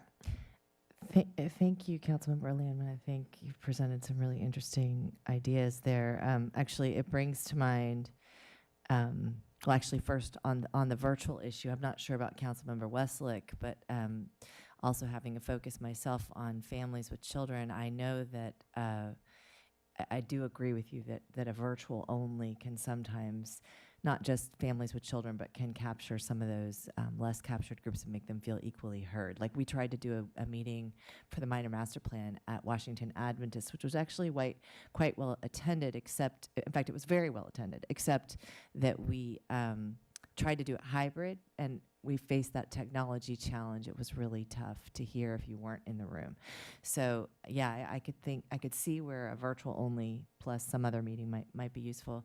The other thing this brings to mind, which I hadn't brought to council's attention, and maybe it'll spur some other creativity, is I had spoken to a couple of principals at the end of the summer about trying to engage our youth and having maybe like an evening where certain grade levels or something would be encouraged to come and bring their adults with them. And it could be a way to get to a range of issues. But anyway, if we could think a little bit creatively about that to make it an efficient way to do things and to solicit, like for example, if we were talking about Blair High School aged students with their elders, that group, we could get a little bit more idea of what kinds of youth requests might be among that older group that has, can give that a little bit more thought. Love to hear the youth council maybe could reflect on that, but I don't think they're going to get constituted until probably October, so I don't know if that's a little late for us. Anyway, just some ideas to wrap our heads around. It's a tricky thing to capture. And one more thing, Councilmember Schlegel, I hear your frustration with the tightness of the timeline. I think Deputy Eubanks did an excellent job of explaining why some of that, but as a still newer council member, I too experienced that extreme frustration in my first few years of just like, it's so compressed. But we made a little progress in moving some of the timeline earlier. And I think what you're feeling is partially just the nature of the fall on council. It's just there's so much going on and you're compressed into this short amount of time with the Thanksgiving holiday thrown into the smack dab in the middle, and then the D20 and then Christmas. Unfortunately, it just gets tight, and I'm not sure if there's really a better way to do it in so much as we're trying to move everything earlier. Anyway, I see how you're pretty satisfied, but I just thought I'd give you that 2 cents, acknowledging your pain, because I feel it. I want to make sure that I feel you're mischaracterizing a little bit. Oh. My point is it's a very complicated system to make a budget. Yeah. And I just want to make sure that the information flow meets the people who need that information in a timely way that it's actionable. Right, right. So, like the December 10th to December 11th point that you made, I thought was really important. Okay, thank but you. Sounds like I'm sorry if you felt mischaracterized. I didn't mean to do that. I just wanted to acknowledge that I think that was a real experience too, of feeling like it's so squished that it's hard for us to actually process the information that's getting received and expect the staff to be able to do the same. No doubt. I'm a rookie, and me too. I'm a rookie, especially for the September, October, stuff. I wasn't here for it, so I watched it, but I wasn't here for it up here. Yeah, we made a special effort too to try and get the surveys much earlier. We can't really do this, particularly a council budget survey on an election year, as early as like October 1st. It's always like 6 weeks later. So this is actually much unpacked compared to last year. Schedule-wise, it was, to your credit, you all survived a super condensed one last year. This one is relatively more open and more time for community survey responses, more time for council survey. I think you all had just maybe 5 days or something like crazy last year because of the election and when we needed the information with the new council being seated. So, but we will take to heart all of the ideas and your overall direction to try to be ever more creative on outreach to vulnerable populations and get as many of our residents involved in this process as possible. Thank you so much. And also to the point that was raised about staff's understanding of what council wants. That was a little bit more challenging during the first cycle because you didn't develop the priorities that we were talking about, right? So staff has had an opportunity to live with the council priorities. We just heard a presentation before this one where they're citing, no, this is what you said you wanted to do. This was one of your priorities. So staff has had a little bit more time to digest our council priorities, the ones that we developed as a group. So I think that puts them also in a little bit of a better position than last year with being able to anticipate the areas of interest that this council has, the policy areas of interest, the type of work that we want to make sure is funded than what was or what occurred during the last cycle. All right. Awesome. Well, not seeing any more lights, Staff will be working to finalize the schedule, as well as the resolution will be brought back to us, I believe, next week for a vote. Okay, with that, not seeing any more lights and no more items on the agenda, I want to call this meeting to a close. All those in favor? Excellent. I too. Everybody have a great night.